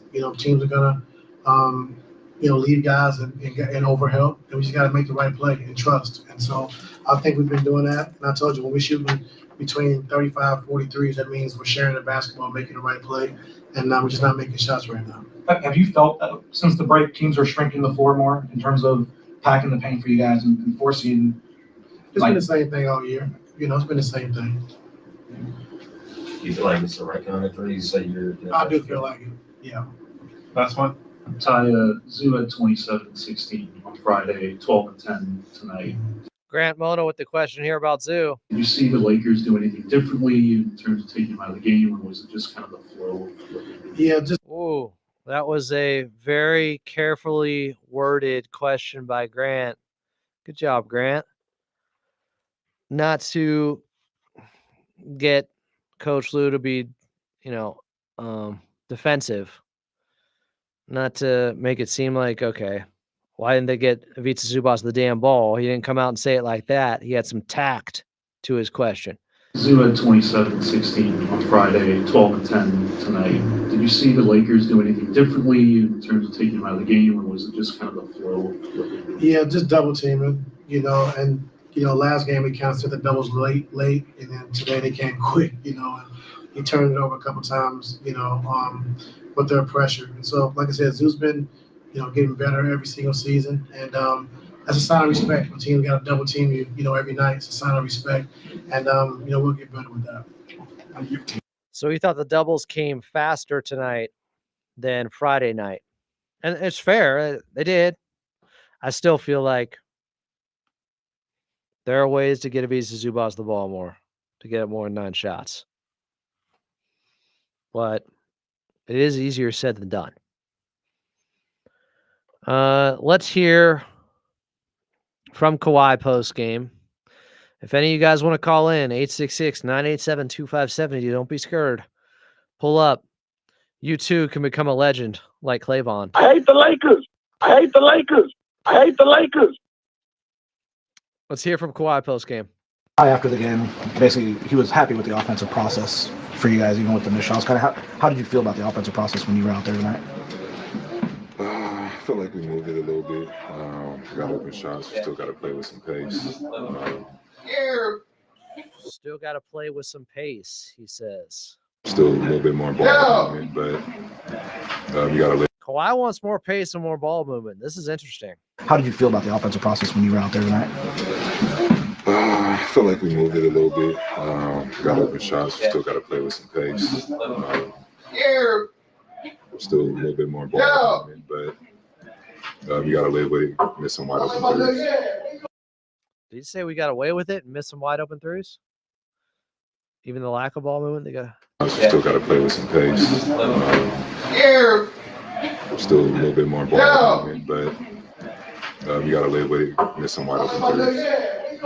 You've been in this situation a couple of years ago when you guys haven't had a great start coming out of break and had a just play and focus on staying out playing tournament and all that. Like, how do you encourage your teammates to do that? How do you kind of focus yourself to do that for this month of March? Well, it's a little different scenario, just from the talent-wise that we have and situation I was in earlier. All right, I need to hear this again. This question from Law. Just play and focus. You guys haven't had a great start coming out of break and had a just play and focus on staying out playing tournament and all that. Like, how do you encourage your teammates to do that? How do you kind of focus yourself to do that for this month of March? Talking about staying out of the play-in. Once again, they're having bad play out of the All-Star break. Well, it's a little different scenario, just from the talent-wise that we have and situation I was in earlier in the season. But just got to keep fighting. Got to stay focused each and every game and try to limit our mistakes as much as possible.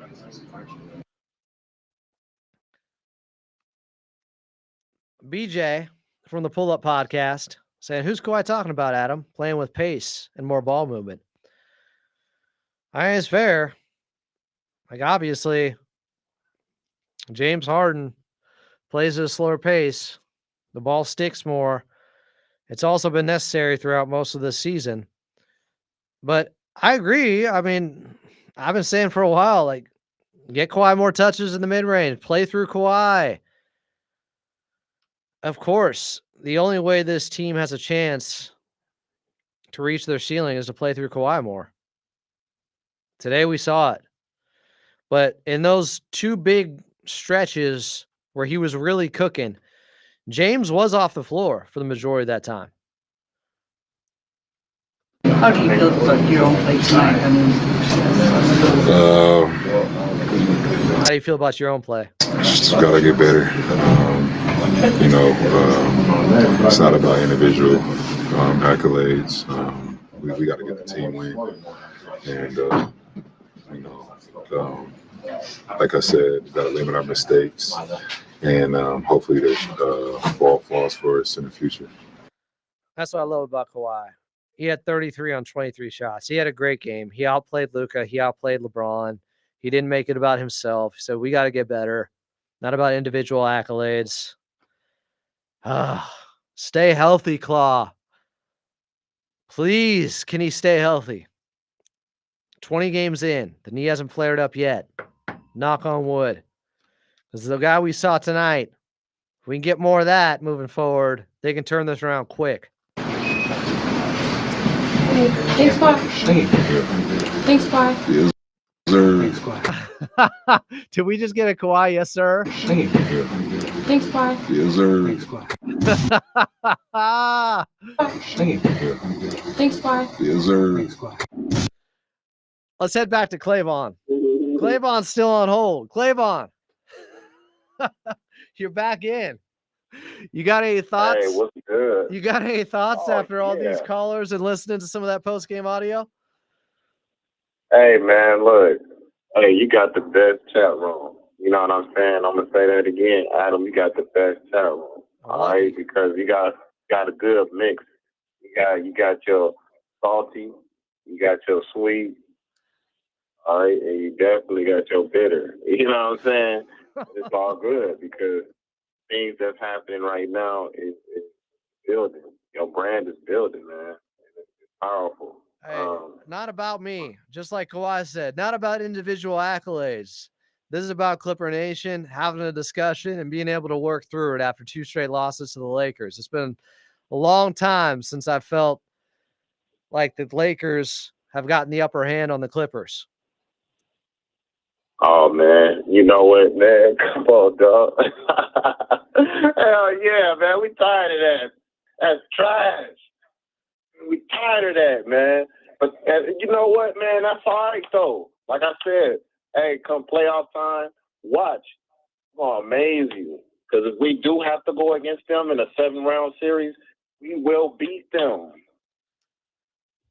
I promise you that. Now is the time to make this development. We got a lot of new players on the floor. It's all about chemistry. What you seen out there was chemistry. And that chemistry was pretty much established before Luka got there. So all he had to do was worry about how he fit in. And he's a great player, so he's gonna fit in. You know, if that gives him that much more of a chance to get to that ring, he's gonna fit in where he has to. He's gonna play real humble. But in his mind state, next year, that team is his. So he's not stressed out. Now he can just come out there. You know, you see his efficiency isn't that great, but he's still hitting a good amount of points. He's still assisting, you know, because they kept catching Vanderbilt in the corner. And like you said, Vanderbilt wasn't shooting that great, but it was just key times where he would do it, where they would put him back out there to that 10-point lead, 12-point lead, and that hurts. Vando made some good hustle plays for them. Some key little. He did the little things tonight for them. Yeah, he did, and now those little things count. Like a nail. A nail is a little thing. That can hold some shit together, man. You know what I'm saying? Ooh, is that a bar? Clayvon just dropped something on us? Hey, that's one of them gold bars. Doe was just looking for it. You know what I'm saying? Shoot. Gold bar. Scrooge McDuck gold bar. Okay. Ooh, wee. Don't you get me started about DuckTales. Woo! Man. Dude. Let us know, Adam. But, you know, I think that we have a great lineup. They just got to get in rhythm. Bogey, I think he's grateful for the chance to like have the ability to restart his career, you know, on a more positive team. Because I remember he was saying that he spoke to his dad and he said, "Dad, we found a home." You know, he was really excited. You know what I'm saying? I see his heart there. It's looking bad right now because it's kind of like, remember when James Harden came to the and his play style, it was looking bad. You know what I'm saying? We was like, people were talking shit, and they was like, but, you know, when the time came and he adapted, he was going ham, and he's been doing that ever since. You know what I'm saying? So it's like, I'm hoping that's what it is with Bogey. You know what I mean? Because I can see that he has the desire to put it up. Hey, the one thing we don't got to worry about with Bogey is he will put it up. He will. Yes. And you know, with the confidence of doing it, you know, it's a lot of pressure, you know, and I get that, you know. And so we can never put that off on those players. Like, oh, they just get rid of him because he just messed up one game. God damn, this dude is trash. Just coffee is better. Like, no, man. It's going to be time for the percolator when it comes time. Because that's what he do. He hold it down when it comes when you know he had a messed up spirit. There was a lot on his shoulders too. You don't have another person that like we were talking about before. Doesn't know how to develop his own shot that great. Like you put up that corner shot after coffee, bam. You know, he's a catch and shoot type. He'll get you a nice he's good at drawing a foul too. And when he's going, his accuracy around the hoop is great. When he gets it down there, man, I'm telling you, especially when he's coming down the floor in transition, man, it's buckets. You know what I'm saying? Coffee is great. Coffee is he's top 5 in transition on the season. He is great in transition. You know who else is top 5? Norman Powell. And I am bummed. And I saw this. You know what? So Norman Powell on Instagram updated his stories, and I saw this from Law Murray. He posted a clip or a meme from the Boondocks saying, "This is some bullshit. This is some old bullshit." So Norm Powell is frustrated that he's injured again. Hey, man, that's what I was thinking. Like people we talk so bad about these players and stuff. How you think he feel right now? Even with Ben Simmons, man. You know what I'm saying? Look. When you have these different stress fractures and Hey, Clavon, what's wrong with your phone? It's not as clear. Is it drawn in and out? All right, that sounds better. Maybe you're just speaking into it, a little bit closer. We can't miss anything from Clavon, so I'm just saying. Hey man, I'm trying to give y'all something good for your health, man. Hey, cause it's Clip Nation. You understand? It's Clip Talk at night, man. You know what I'm saying? And I'm gonna tell you something. It's powerful. Right now, all that same energy, like my man that called in earlier. What was his name? Jose. I said he had a good spirit on him. Yeah, Jose and Southgate. Man, Jose and Southgate, what's up, man? You did a good job. I like that spirit. Keep that up, man. Yeah, you need that type of energy. Man, get us on that wall. We set it up. Look. Me and Jose get on that wall and tear it up. You understand? You probably hear us out of everybody else. Because you know why? Because, hey, man, we got that real Clip spirit. Man, for real. Like, we got to just keep that spirit like, hey, until we just out and done in a month, they just stomped up. The season is over, then don't trip. You know what I'm saying? Don't even trip. We still got stuff to work with. And like I said, hey, all right, just like you kept pointing out, having Kawhi back is a transfer of that leadership, man. All of this stuff has to happen. Everything happens for a reason.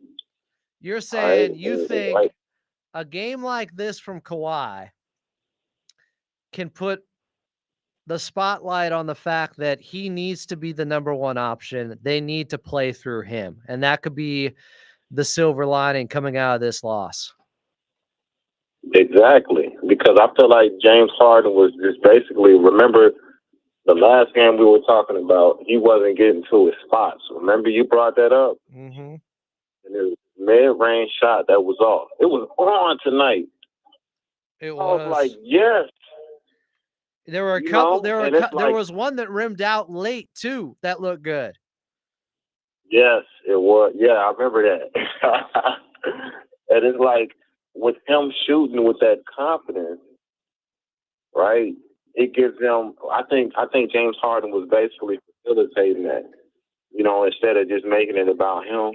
And even in his off night, he saw that. And he still, helped facilitate a good amount of those shots or help set them up by drawing in the double team. And you know what I'm saying? So you got to look at it like that, too. No, we can't give up on – I know Kawhi did a lot of his damage with James off the floor. But there were multiple times where he did find him in the mid-range in this game.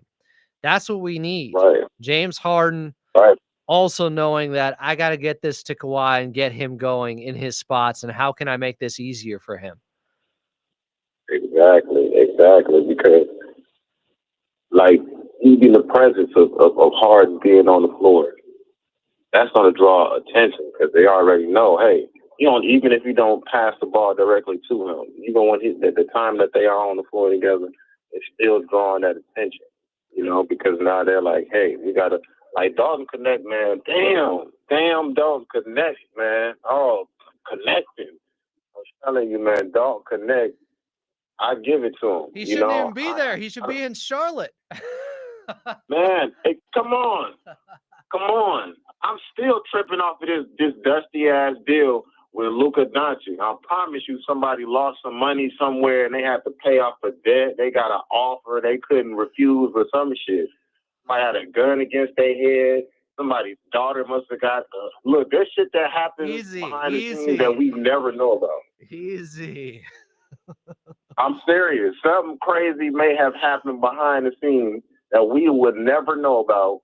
And this will go down as the craziest, like you said, the craziest trade in the history of basketball. Name me another crazier trade. You're getting a 32-year-old player. Anthony Davis was 32. Yeah, he turned 32, and he might be out for the year. And he was already injury prone prior to that. It was just the countdown, sitting back, looking at him as talented as he is when he's healthy. You know what I'm saying? he's in the paint. He has to play on the Lakers. He has to play a center role, and then playing the center role, you constantly have people coming down on your feet, on your ankles, on the issue that he already has. The reason why he originally went to the Mavericks was to get off. He wouldn't have so much of that role placed on his shoulders, because thank you. Anthony Davis, when he used to play for the New Orleans Pelicans. Somebody I just remember hand you that a in the- drink? What was that thank you for? Oh, yeah, you're welcome. You know what I'm saying? All right. But but my point in being is there was something shifty about that deal, and when it comes down to it, it's all said and done. We all know it's the Lakers, and it's entertainment. You know what I'm saying? At that point, because I hate the Lakers. I keep imagining us making it to the Western Conference Finals and upsetting everybody, man. That would be a major upset. We came from nothing, and that would be the perfect personification of the comeback clip. You know what I'm saying? I think that, with a healthy team, we have that capability of making that happen. You know what I'm saying? So just sit back and get ready for the ride, baby. It's going to happen. All right, Clavon. I like the positivity. So we got like a halftime report from you, and then we kind of got the post-game report after you listened to a bunch of calls and audio, and then you come back on, react to that. It was a big night for you here on Clippers Talk. I appreciate you, my friend. I appreciate you, Adam. Thank you, Adam, man. You be blessed, brother.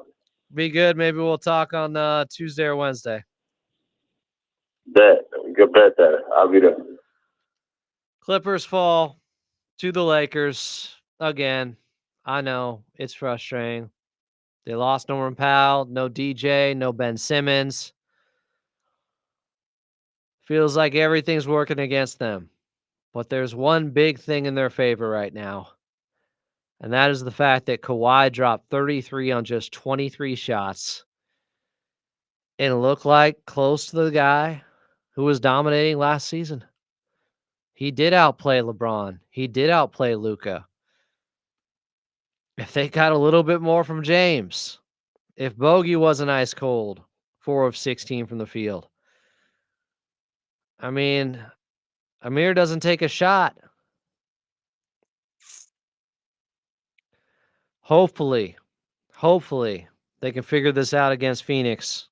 That's a team that has a lot of things going against them right now, but I expect their best against the Clippers, who also only had 12 turnovers tonight.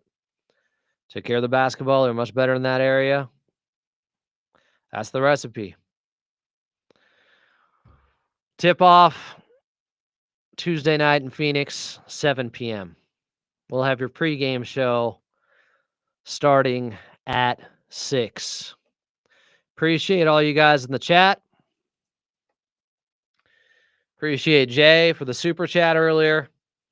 Appreciate Rick for calling in, even though we disagreed. I felt like that conversation was kind of going nowhere. But I still appreciate it. Clay Vaughn came on twice. E came back on. Need James Harden to play better. Maybe they do start playing him less minutes. Played 38 in this game. When Kawhi's back, you can play through him. When Kawhi's playing like this, you can play through him. If they can find a way to only play James Harden around 30 minutes, maybe the next week or so, could that bring out the best version of him where he's more efficient out there? Because something's got to change there. Kawhi is still the best player on this team. Tonight, he reestablished the fact that he can be Kawhi Leonard. Now, we need to see it for a sustained period of time.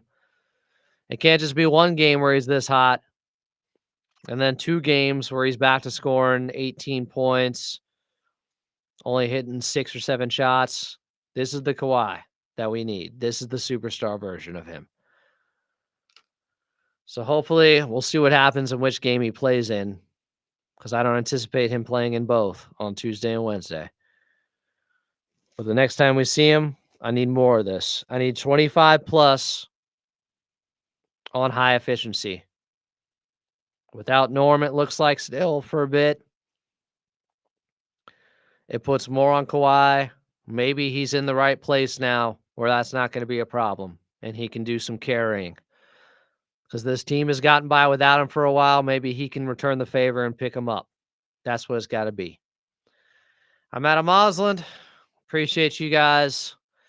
As always, Clippers Talk is brought to you by Underdog Fantasy. Underdog Fantasy is the easiest way to play fantasy sports, and it's available in over 30 states. All you got to do is pick higher or lower on your favorite player's stats or your least favorite player's stats, and you can win up to 100 times your money, make picks, win money. And I got a free promo code for you that gives new users a free pick and up to $1,000 in bonus cash. The promo code is LAC, and you can find it and the referral link in the description down below in this very episode. We'll see if I'm back for another one tomorrow. This is 150 days straight. Maybe I need some time off, recharge. I'll be back here soon. Subscribe, like, and I like the fact we can talk now post-game on the phone lines. Clipper Nation, take care of each other. Rick, I apologize if I came across as rude. I was just trying to push the show forward. Trying to come up with some solutions. We'll talk to you guys soon. Off the air.